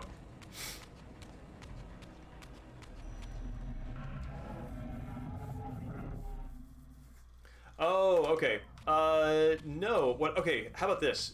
If you are still watching the stream when I get to the jet ski, I'll do the jet ski straight and we'll have the normal victory, but I'll save right before then, and then tell me the glitch and I'll load it up and we'll do it right after that. Air Forge. Okay. That way we will have both worlds.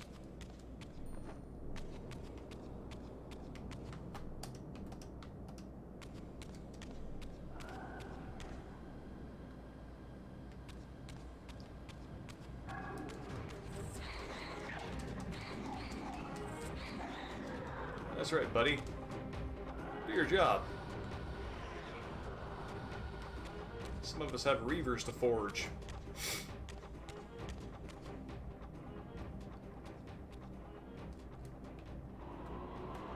Okay, I see this thing glowing.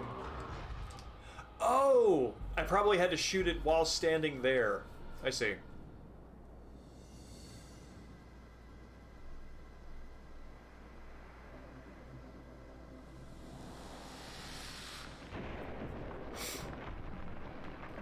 Ba-boom!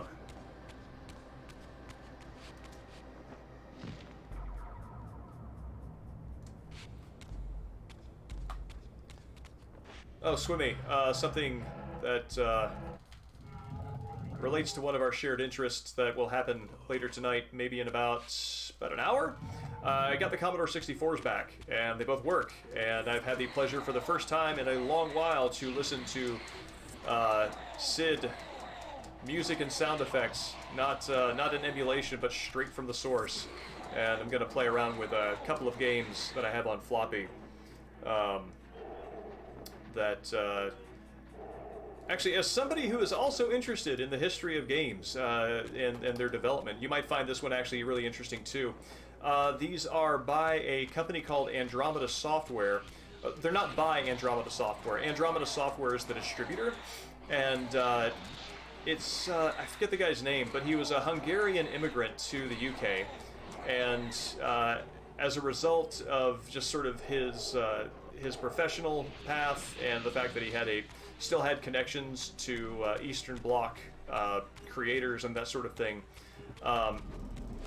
he wound up being a distributor or a middleman between Eastern Bloc software and you know, Western audiences. He was the guy who discovered Tetris and made the mistake of selling it license-free to Tengen and somebody else. But so this is a disc that contains 3 other Eastern Bloc pieces of software. I think all of them Hungarian, and 2 of them were among my favorites growing up.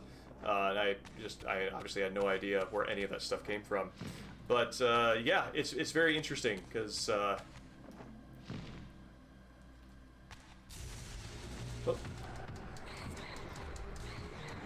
One of them feels kind of depressing in a way that not depressing, but it feels sad and sorrowful when it does not go well in a way that reminds me of Russian novels. Even though obviously there's a difference between Hungarian and Russian.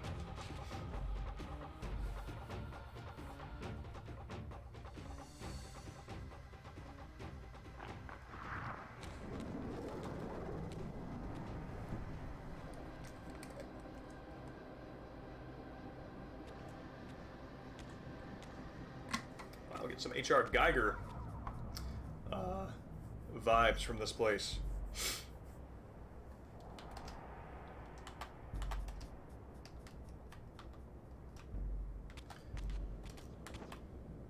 Like H.R. Geiger meets Thundercats.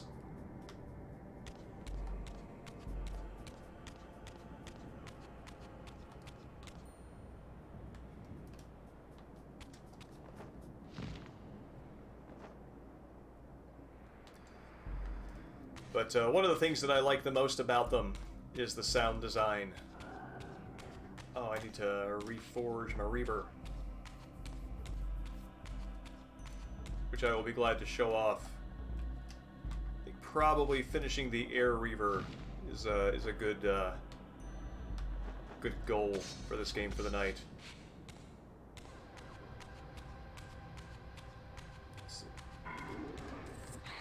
This is regular Reaver unlocking. Evening Rocks, it's good to meet you. Yeah, this is a good one. I thought combat was a little bland up at the start, but it has really picked up with the introduction of the demons and really forcing me to lean on the Reaver. I find it... I have to be a little more thoughtful and deliberate about it and can't just swing whatever weapon I've got at everything. And also, I am and will evangelize the writing of this game and all others in the series.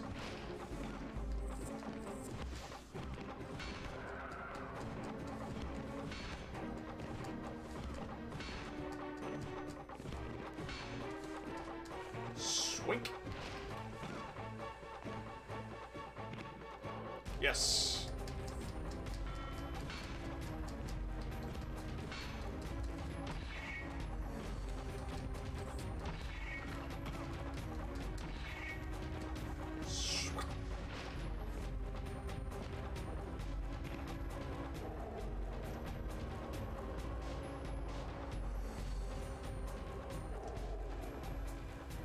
Oh yeah, the impossible mission voice synth is legendary to me.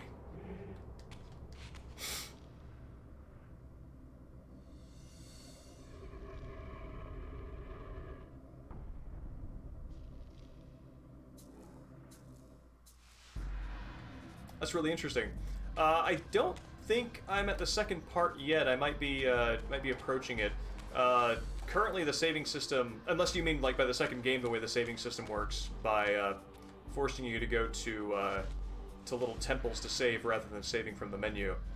Yeah, the second game has a much more console save point like game system, whereas the first one actually feels more like PC game design, where they give you the freedom to save whenever. Which I don't know. I'm always sort of torn on which I prefer. When given the convenience, I always lean on the convenience, but I appreciate the experience that comes from the restrictions more. Probably the best way to put it.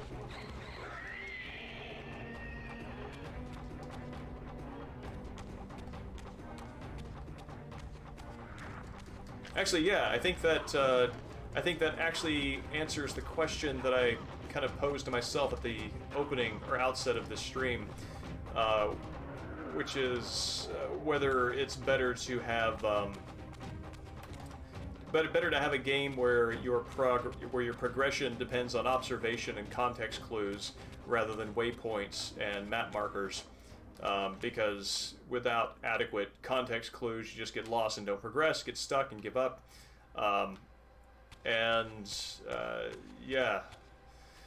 Yeah, I appreciate the experience of the context clue approach more.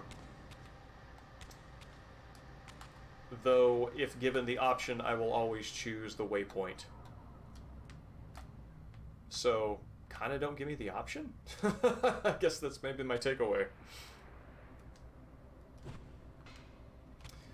So, this says to me, this little fella wants me to shift.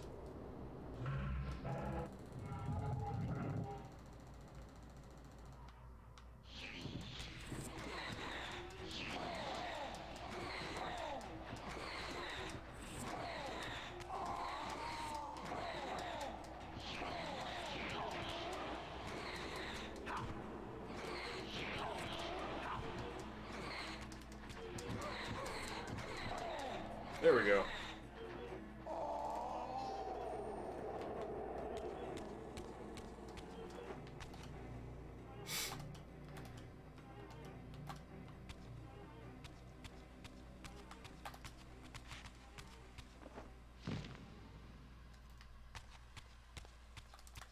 Okay, so what's up there versus what's up here? Did you jut out of the wall in a way that I can climb now? Yes, you did. Thank you, friend. That gets us moving forward. It's really interesting. They don't usually provide you with those kinds of sort of context clues. Or like, just overt hints, rather. Not so much context clues.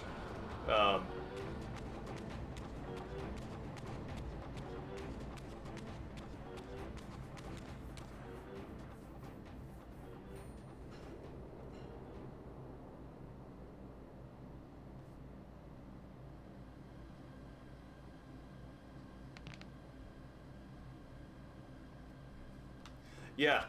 Yeah, no. Oop. Oh. Beards. Let's go back.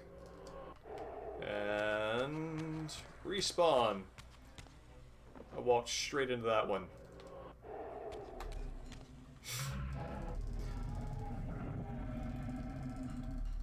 I mean, if I'm choosing between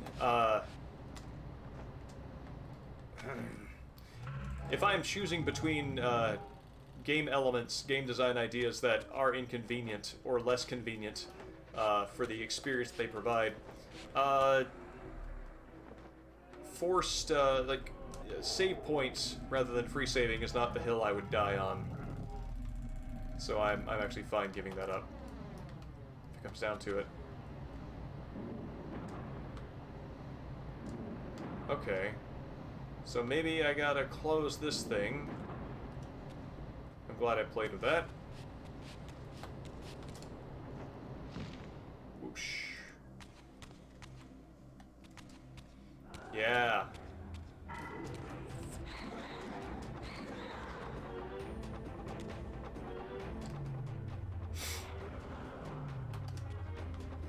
I think, Rox, I generally agree. The only point where I differ on that is the music. Is I enjoy the strangeness. Ah, dang it!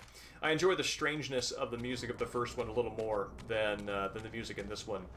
But the combat is stronger. I agree. And the fact that, like, it's clear to me that this game and Defiance are the ones that are giving me the Soul Reaver experience that I remember. I was actually really surprised at how little dialogue and sort of like active story the first game had. I remember there being more than there actually was.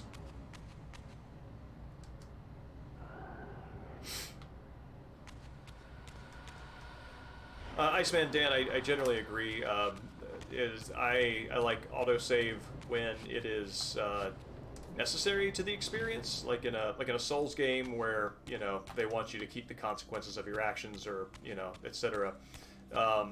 But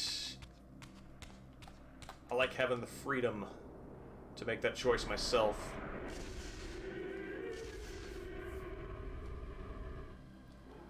I mean, best of both worlds is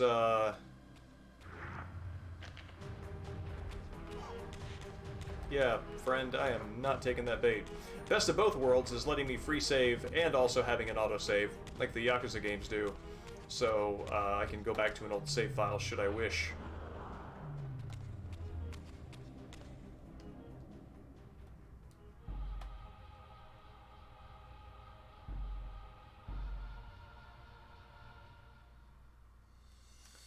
Yeah, Rox, I find myself a little torn on the ending of Defiance. I agree. I do wish that. What? Okay, so that closes after a short period of time. So revised strategy now. Yeah, I do wish the story had continued. I'm invested enough in the characters that I want to see their fates play out. That said, I mean, as far as a series that doesn't end with everything resolved, I feel like Kain and Raziel's relationship was resolved in a way that felt complete. And so, on that front, I feel okay about Defiance sort of ending the series where it did. Though, I absolutely would not say no to more Soul Reaver done in the vein that it has been.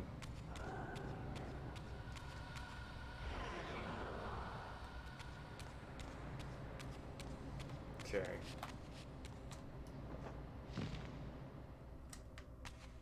So it looks to me like this is timed.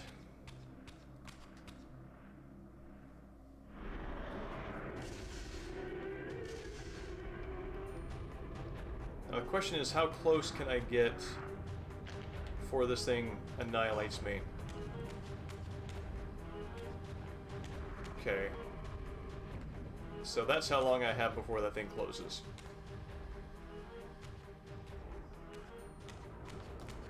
What if I can knock you back? That's great. Gobble.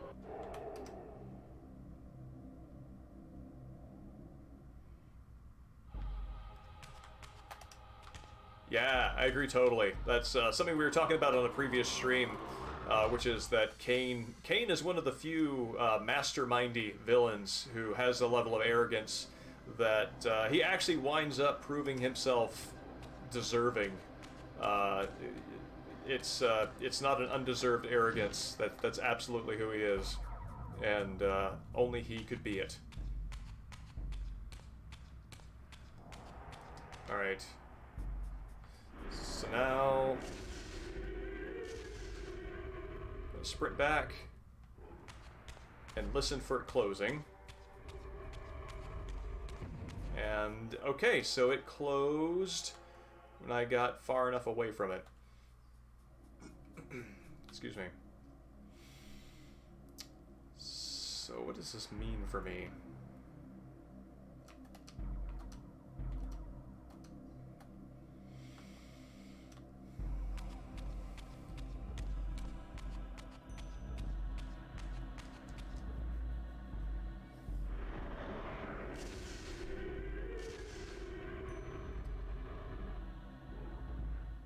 Okay, I'm betting there has to be some way that I can reverse the wind.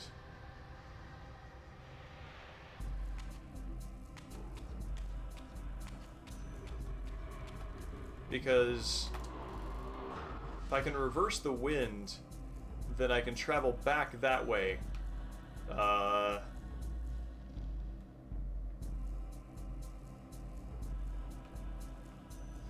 With the darkness infusion, and then come up that way and unlock this thing here.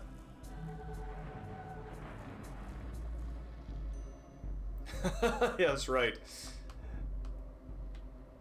I mean, I am a revenant. Why don't I just cram my body in between the two of them, de-manifest it, and come back again and use the first body as a prop. I was able to interact with the first one, but this one's... Oh, wait, there we go.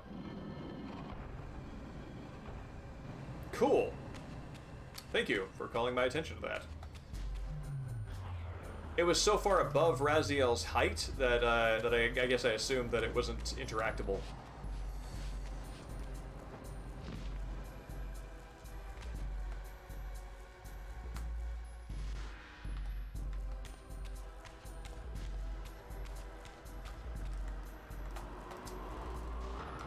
Alright. Now we're cooking.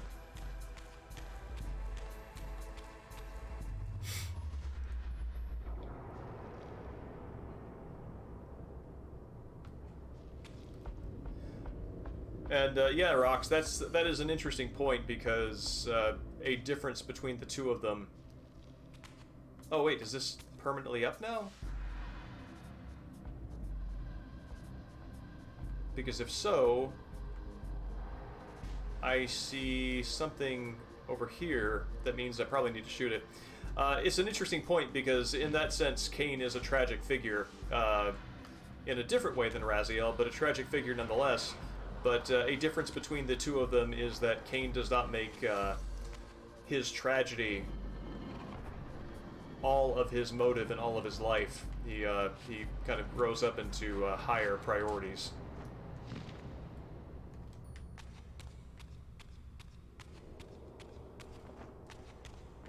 I think more than anything, it's just really satisfying to see a game written with character as the character as the story. There are all these events and there's lore and everything like that, but the real story is the characters and the development and their differences and their interactions, and that's just so refreshing. It's what we call outside video games is good writing.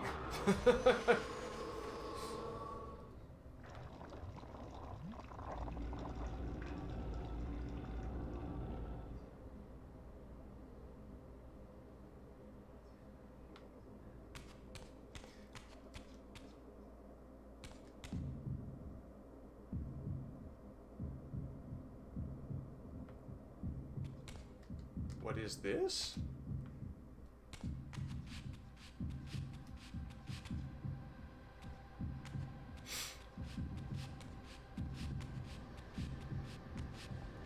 Gross.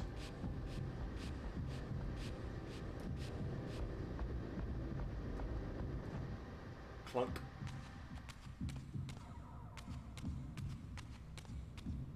Now, where do I jam this beating heart?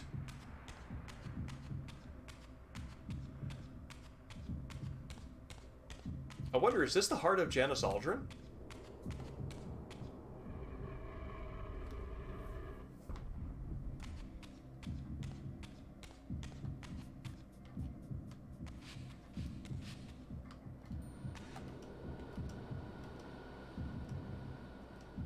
Okay. I mean, I'm not able to jump or grab onto anything, so I assume that down is the only way I can go. Yes.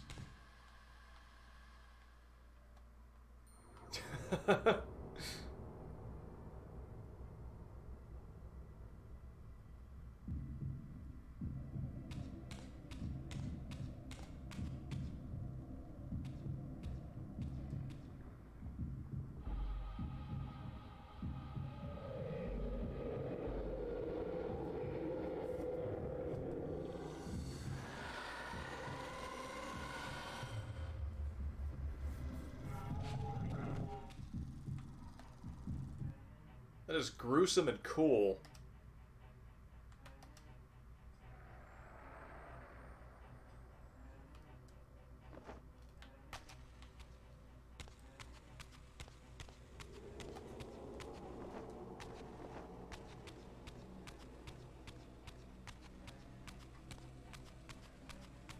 What is this? Oh, that's just some tearing.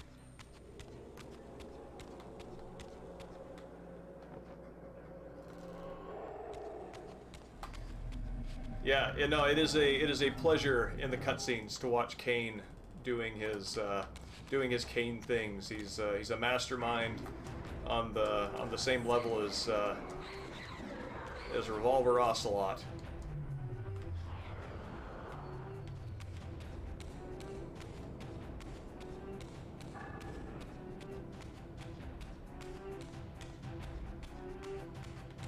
Somebody behind me?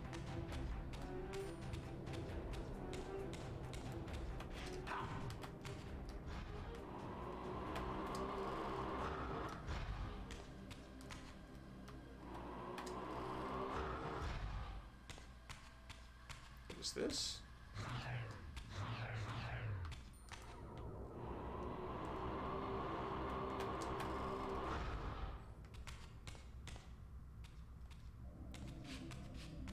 Although, even though I have played, oh, I guess you're not going to shoot me again.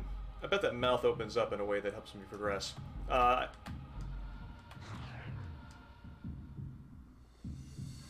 Oh.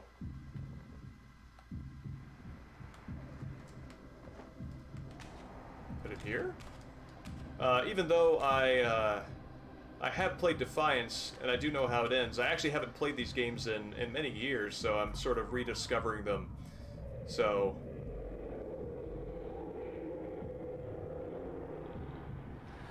we're kind of doing a fresh playthrough on this one.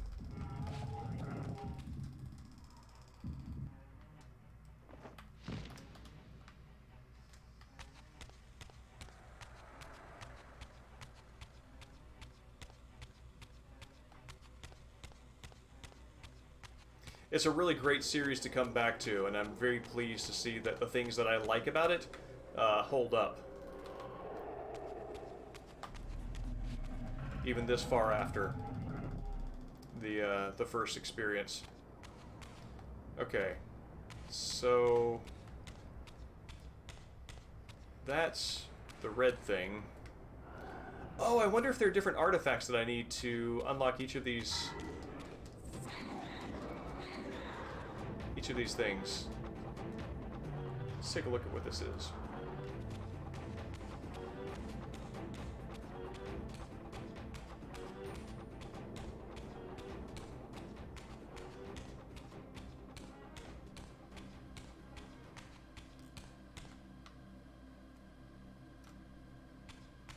Oh. Okay. Okay, so that heart is blue, so probably I need to stick it in the pinned body under purple? If we're doing color coordination.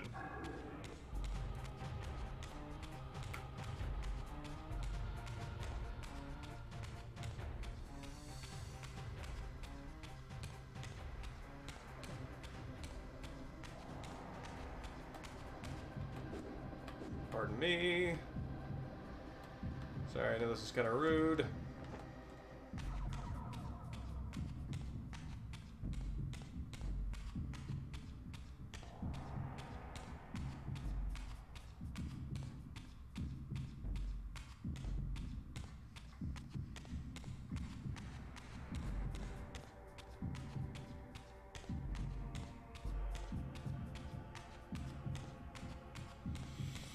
Although it is a light blue, which makes me wonder.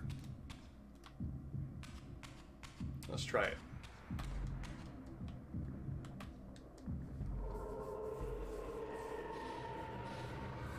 Yeah, there we go.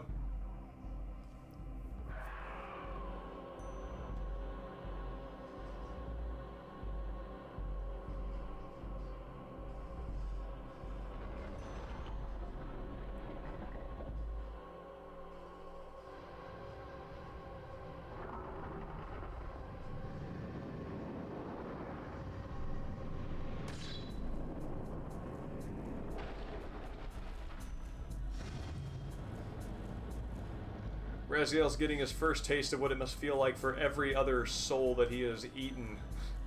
What that experience must be.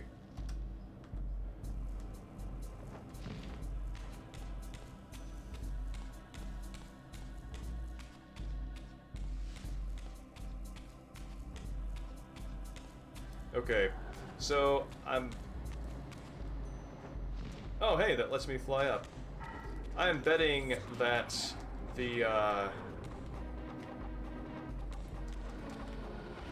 Reaver insignias I'm seeing here probably correspond with what I need to start the puzzle. I wonder if this is like the cathedral puzzle in the first game, where you had to activate enough wind sources that you could use your wings and fly up. I'm thinking that's probably what we're looking at here.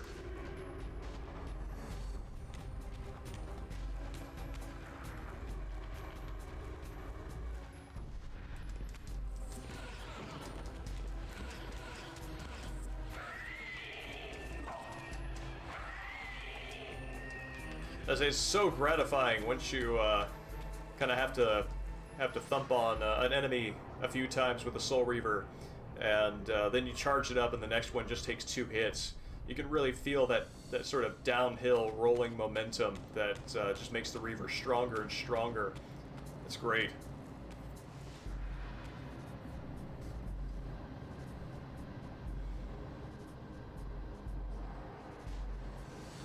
Okay. So I need a dark.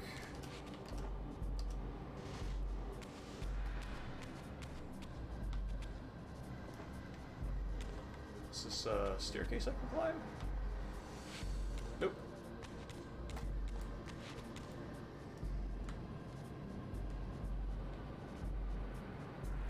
Maybe I need to go do this.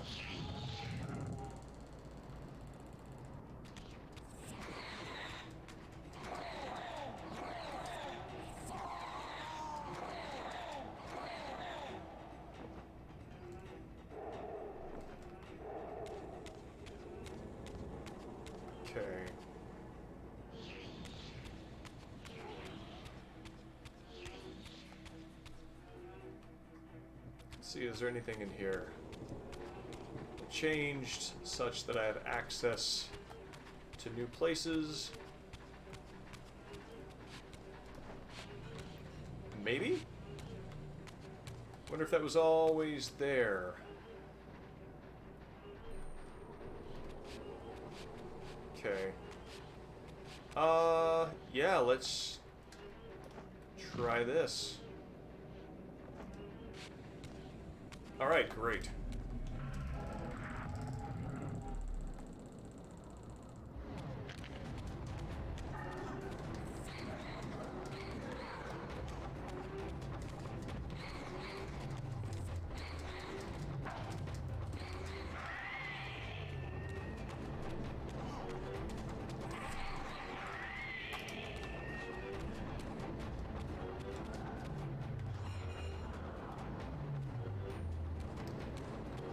Alright.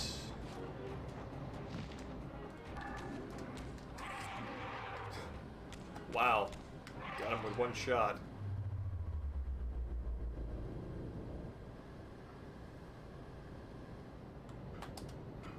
Okay. This, on the whole, seems like a much simpler puzzle than the last one.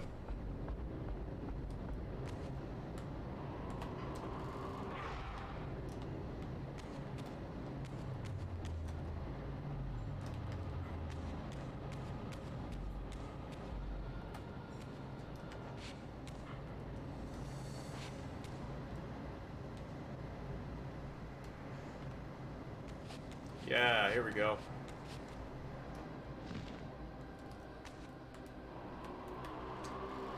I like how that one's a flashlight when you charge it up over the shoulder.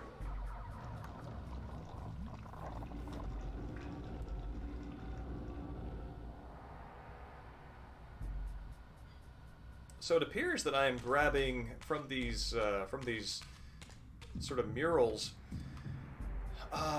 hearts from the winged vampires, angels that became vampires. This guy kind of strangely looks like he's wearing a miner's helmet.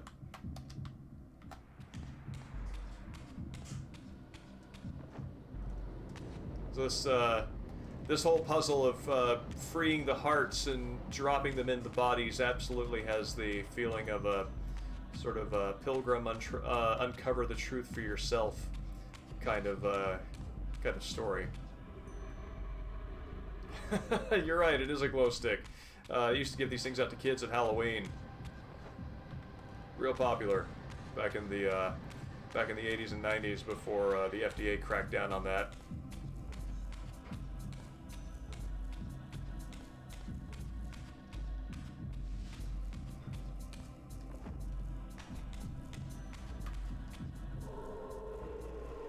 By which I mean glowing.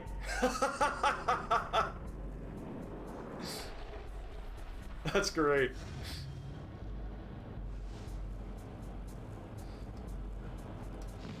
That's very charming. I like that a lot. By which I mean the glowing beating hearts. Glow sticks are still FDA approved.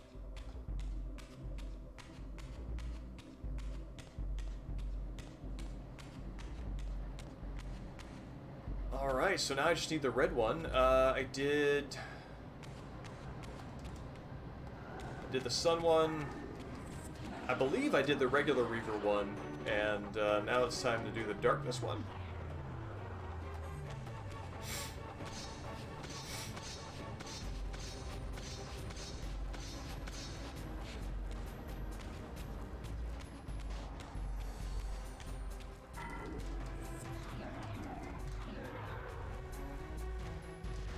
I gotta say, I'm very proud of myself. I feel like finally getting the hang of playing this game much faster than I did Soul Reaver 1, meaning I am making progression at a rate that feels like progress. I'm staying long enough on each puzzle to solve it, not stumbling around too much trying to figure out where to go. And I don't think I got into the groove of that on the first game until later in the experience.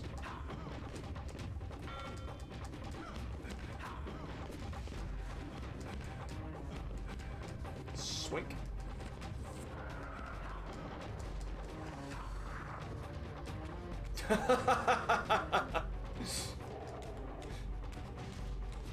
Just pieced out.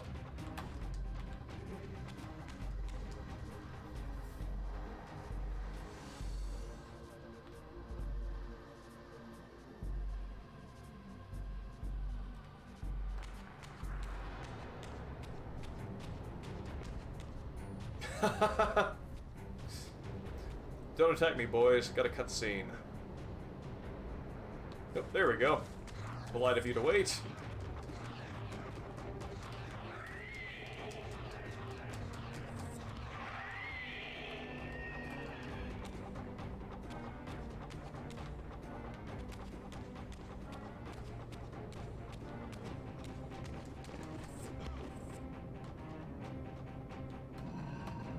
Oh no! Oh no! No, no, no, no, no! No!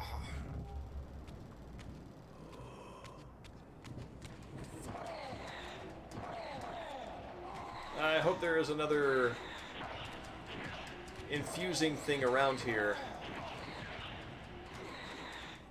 Well, actually, no. There was no way that I could have, Please stop ducking. There was no way that I could have shot that thing out before then, because it only became active during a cutscene, so that's fine. So I'm gonna need to blind it, probably grab this thing. Oh, actually, the eyeball is above me.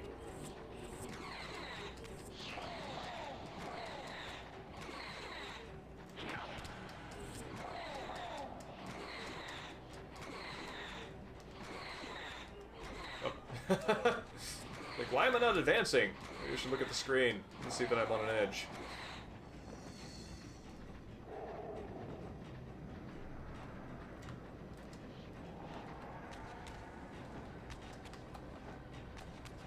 Is this... That's the dark. That's my respawn. Good. Good. I'm oriented.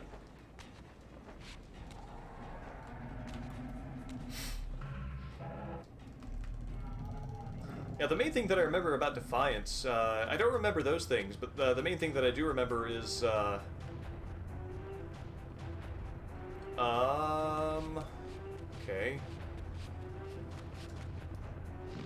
Can I do this without getting shot? Oh,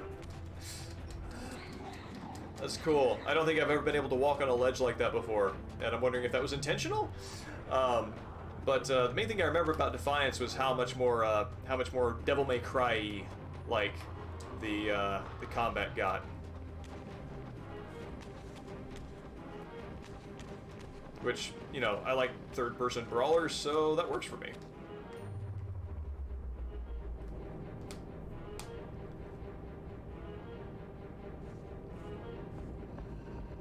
And grab you. Yes.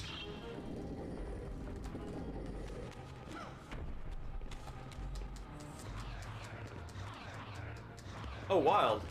That's my goal?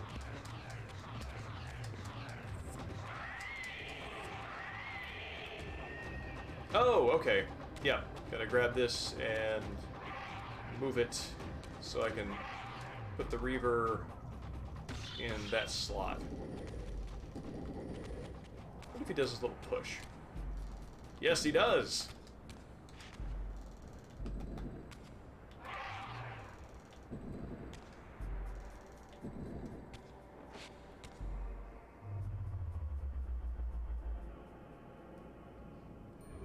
Yeah, I know, Grayling. I was hoping that they'd get a squish out of it.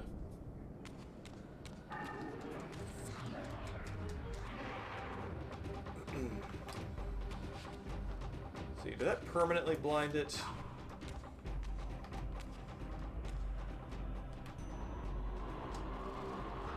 Nope, it did not. So I have access to the light one.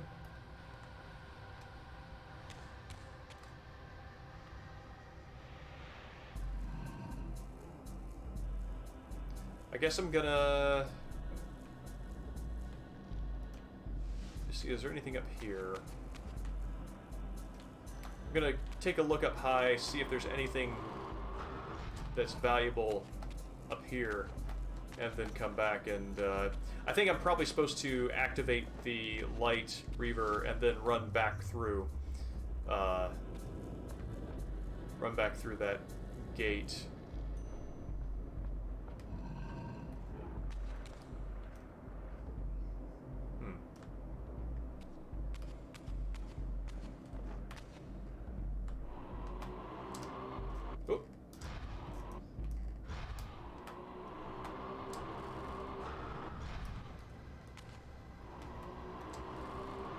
There we go. Do it! Come on, dude!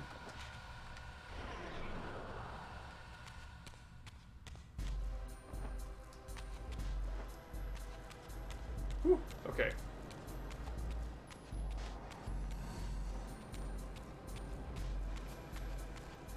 Now, climb up here. I kind of remember there was a Nosgoth themed there was a Nosgoth themed MMO that I don't know. I don't ever remember what happened to that.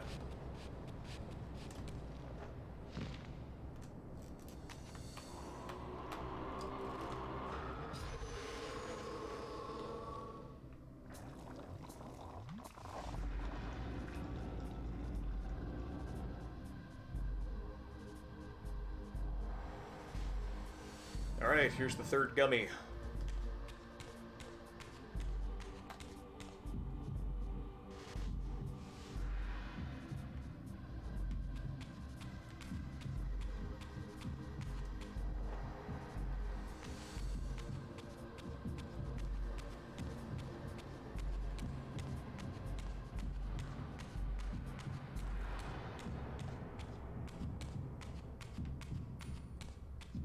Oh, okay, those are weapons.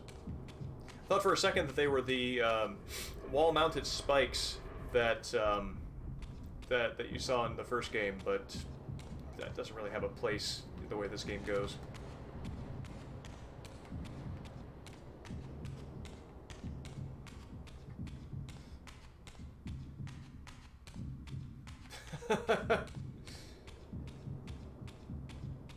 I mean, if Tang isn't meant to be spilled, I don't know why you're drinking Tang, I'm gonna be honest with you.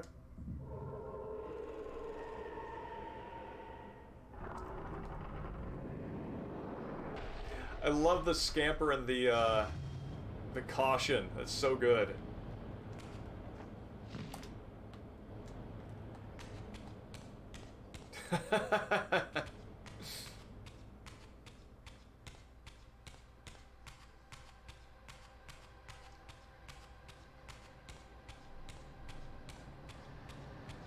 Alright, so I did all the things.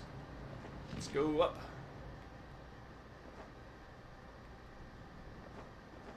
Whoa.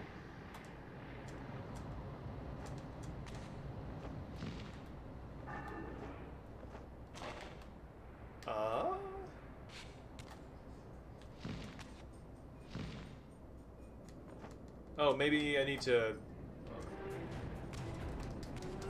fly up there.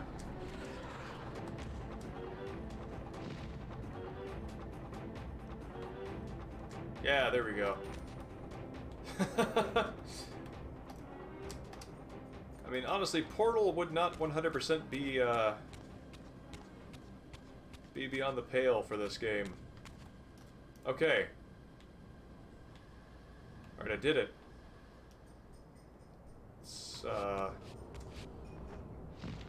This got me back up top. Clearly need the Wind Reaver to do something there. So this puts me back at the beginning. And yeah, Grayling, a lot of these, a lot of the falls, you can kind of feel the impact of sympathetically.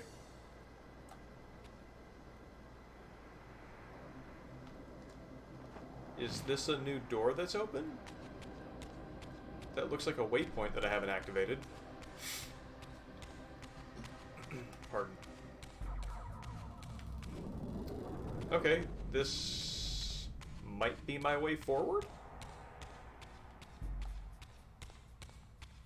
No, this is my way back.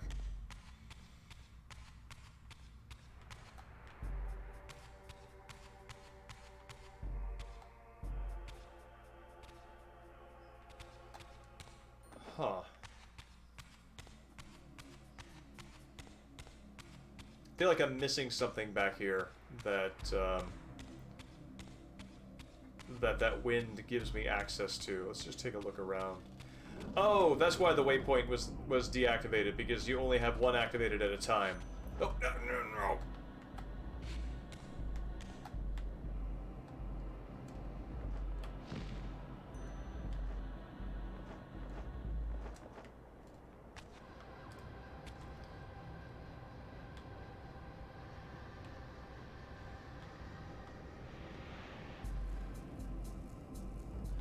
Is there something else down here that, am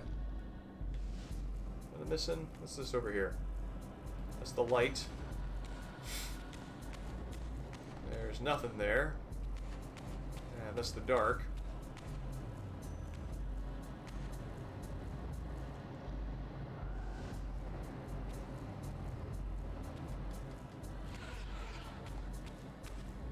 Yeah, no, Raziel is absolutely the only person for this job.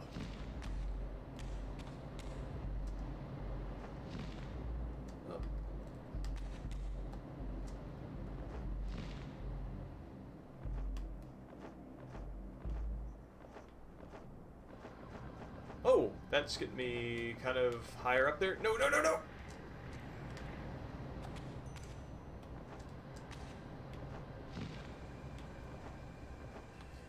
Oh, maybe that's where I need to go. Okay.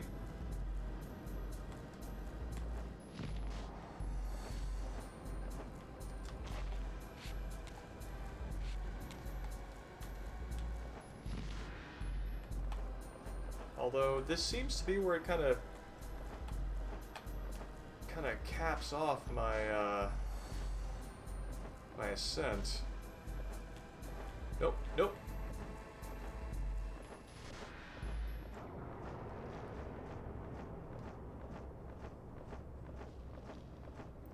Yeah, this is where it stops.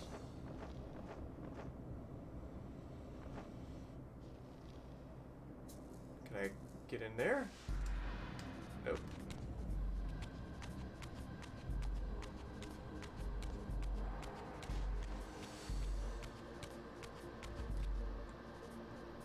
Alright, I guess I'm going back to the entrance.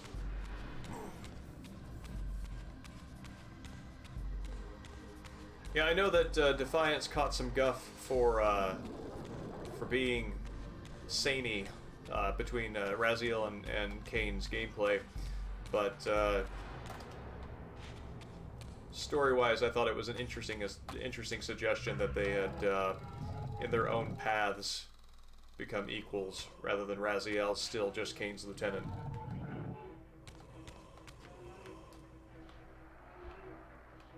I remember this.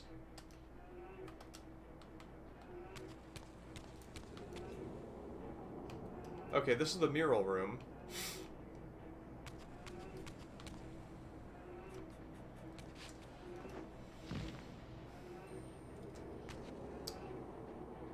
And I'm not sure there's anything here else that's impacted by the wind bit.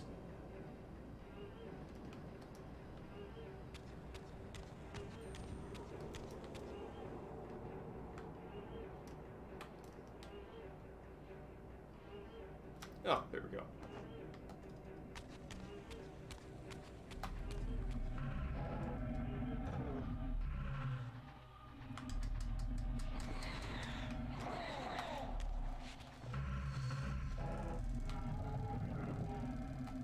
And I am out.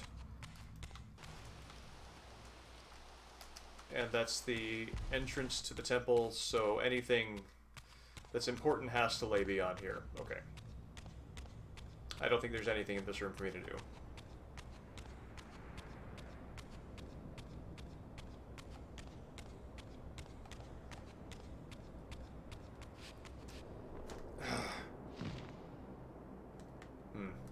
I always seem to press the button just one beat too soon to activate his wings.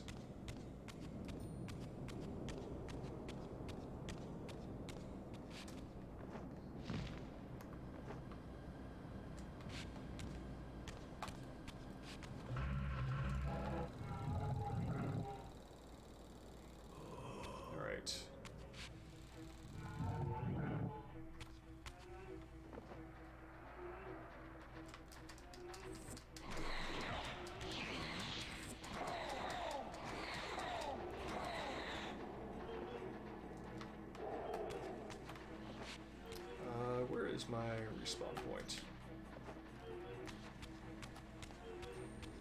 There we go.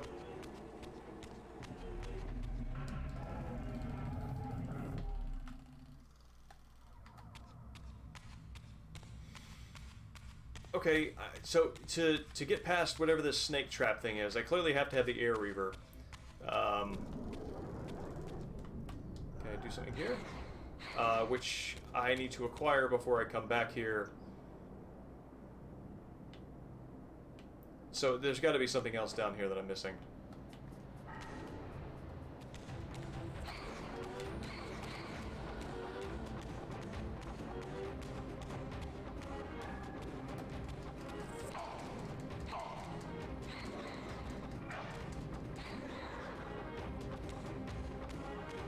There we go.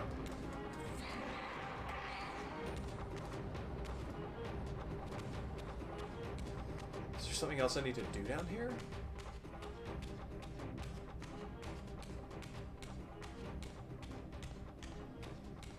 Maybe with this thing here.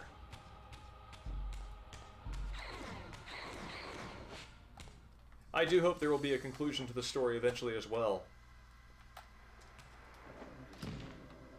I don't know what Amy Hennig is up to, but I do think I wouldn't complain if she found her way back to revisiting this world at some point. Yeah, I got all the mouths open, and kind of running in circles.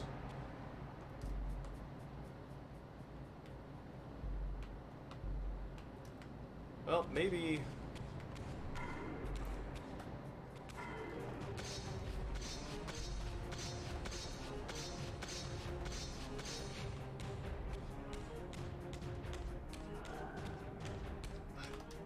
see needing to do anything back there.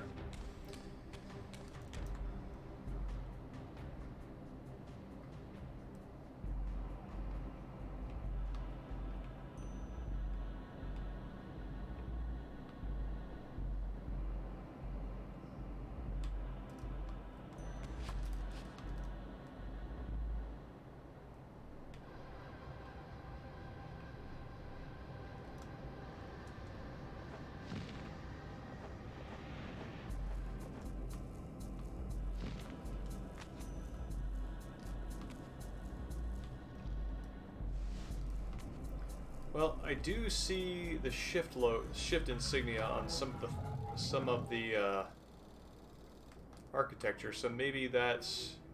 Oh! Those things, the pillars stick out and let me climb back up to the top. But what good does that do me?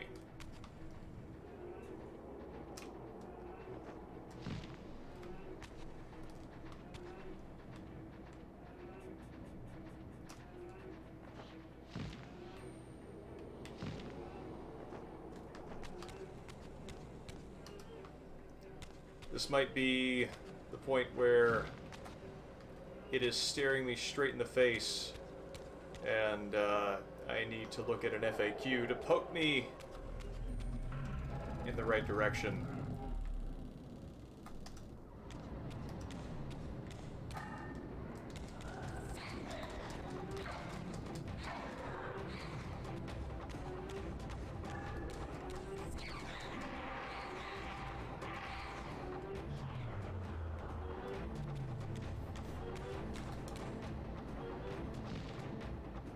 Or maybe I need to fire the Reaver at these mouths at the colors that they are. Yeah, that's it.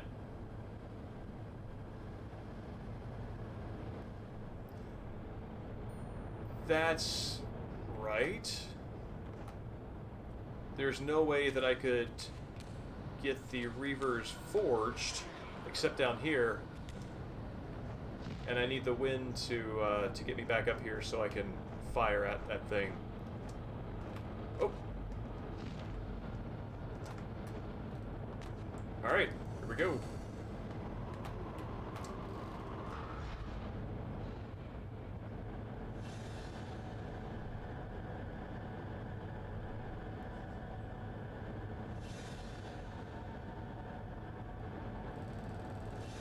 cool.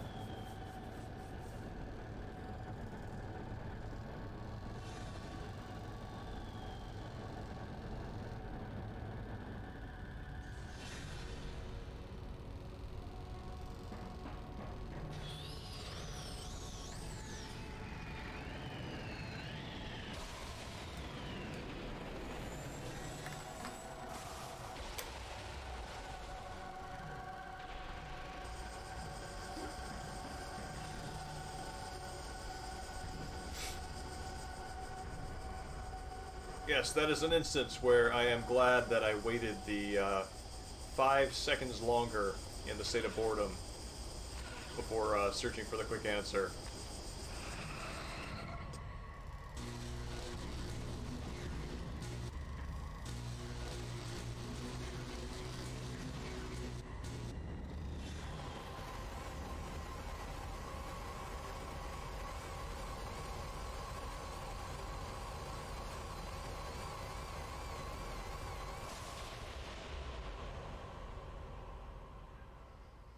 As the Reaver drained the forge of its vital energy, the tempest receded. I recovered myself and paused to admire my newly forged weapon, now imbued with the elemental power of air. Thus armed, I hope that I now finally possess the means to escape this wasted land. Nice.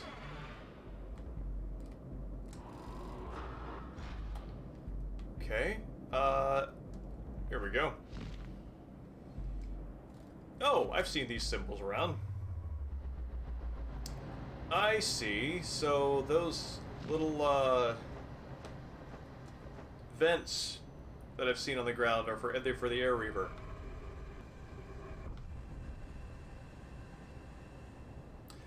Oh, I bet I can blast the wall that Mobius put up now.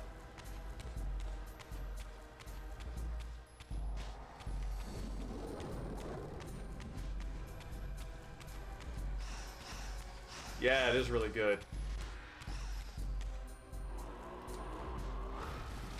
Alright. Good stuff.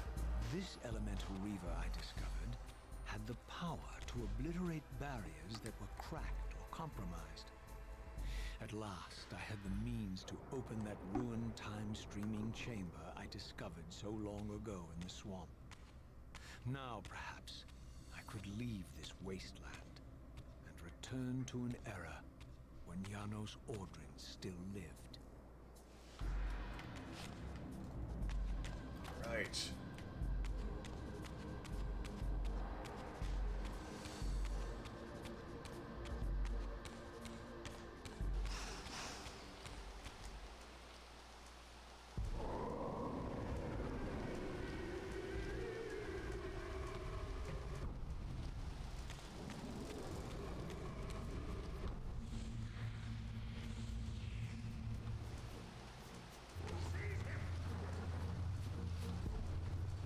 Buddy, I just got here.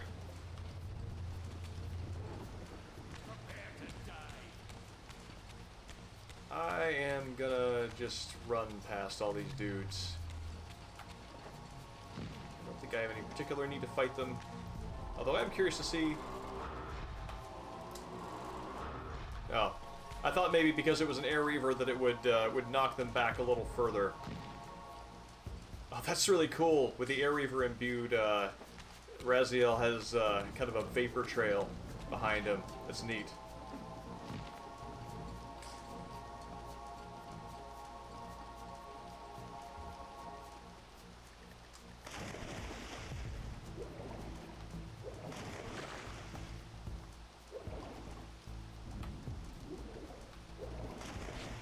Okay. Nope, nope, no. Oh, maybe I can just swim to shore. I don't need to make a big deal out of it.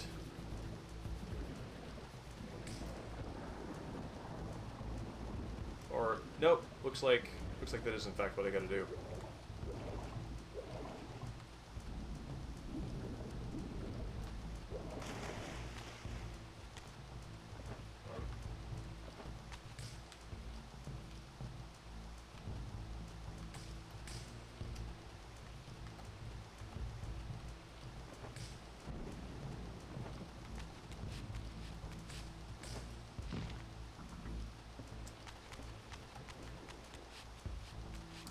Alright.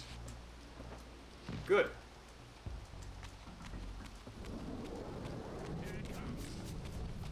No, I haven't encountered the Earth Reaver yet. I believe there is, based on the number of little essence wells that I'm seeing around, there's at least one more Reaver type for me to unlock. And I don't, yeah, like that one right there, which doesn't have anything open on it.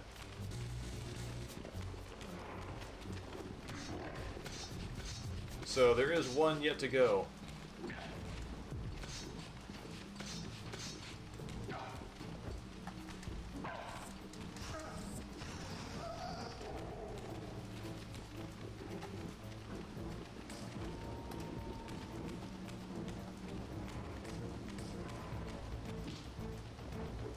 Actually, right now I'm mainly looking for a save point.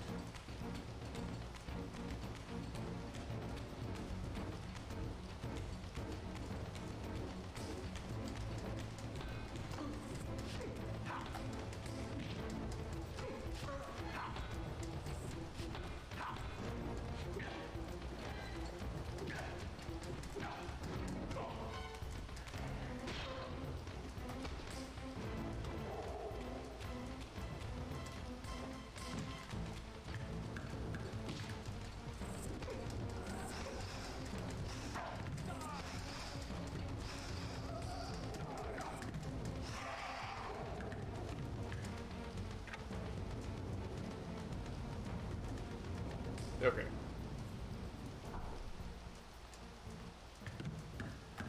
Oh yeah, no, don't spoil it yet, because it's sort of a rediscovery playthrough. I'm trying to be as low on spoilers as possible. So thank you for asking first. Appreciate that.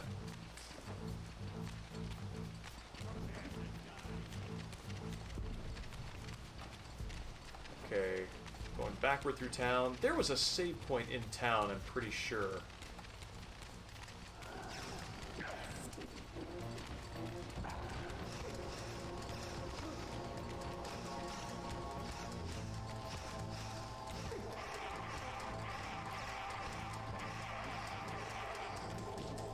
Oh, dude!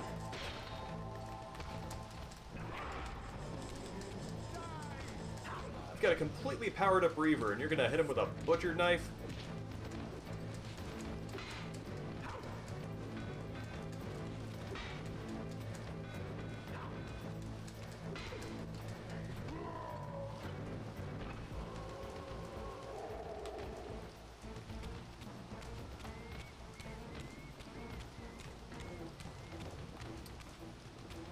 Alright, this was my entrance into town. There's my save point. Good.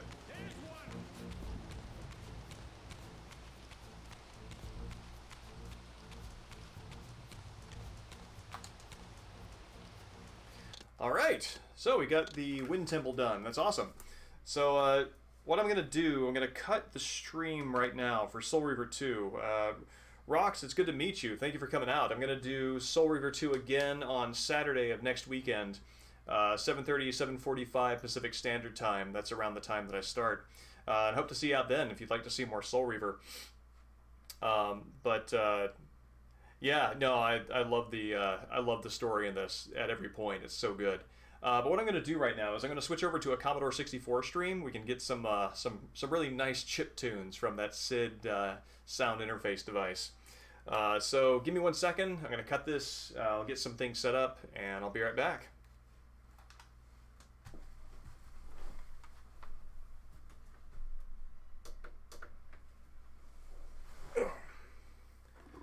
See you in a bit, Viper.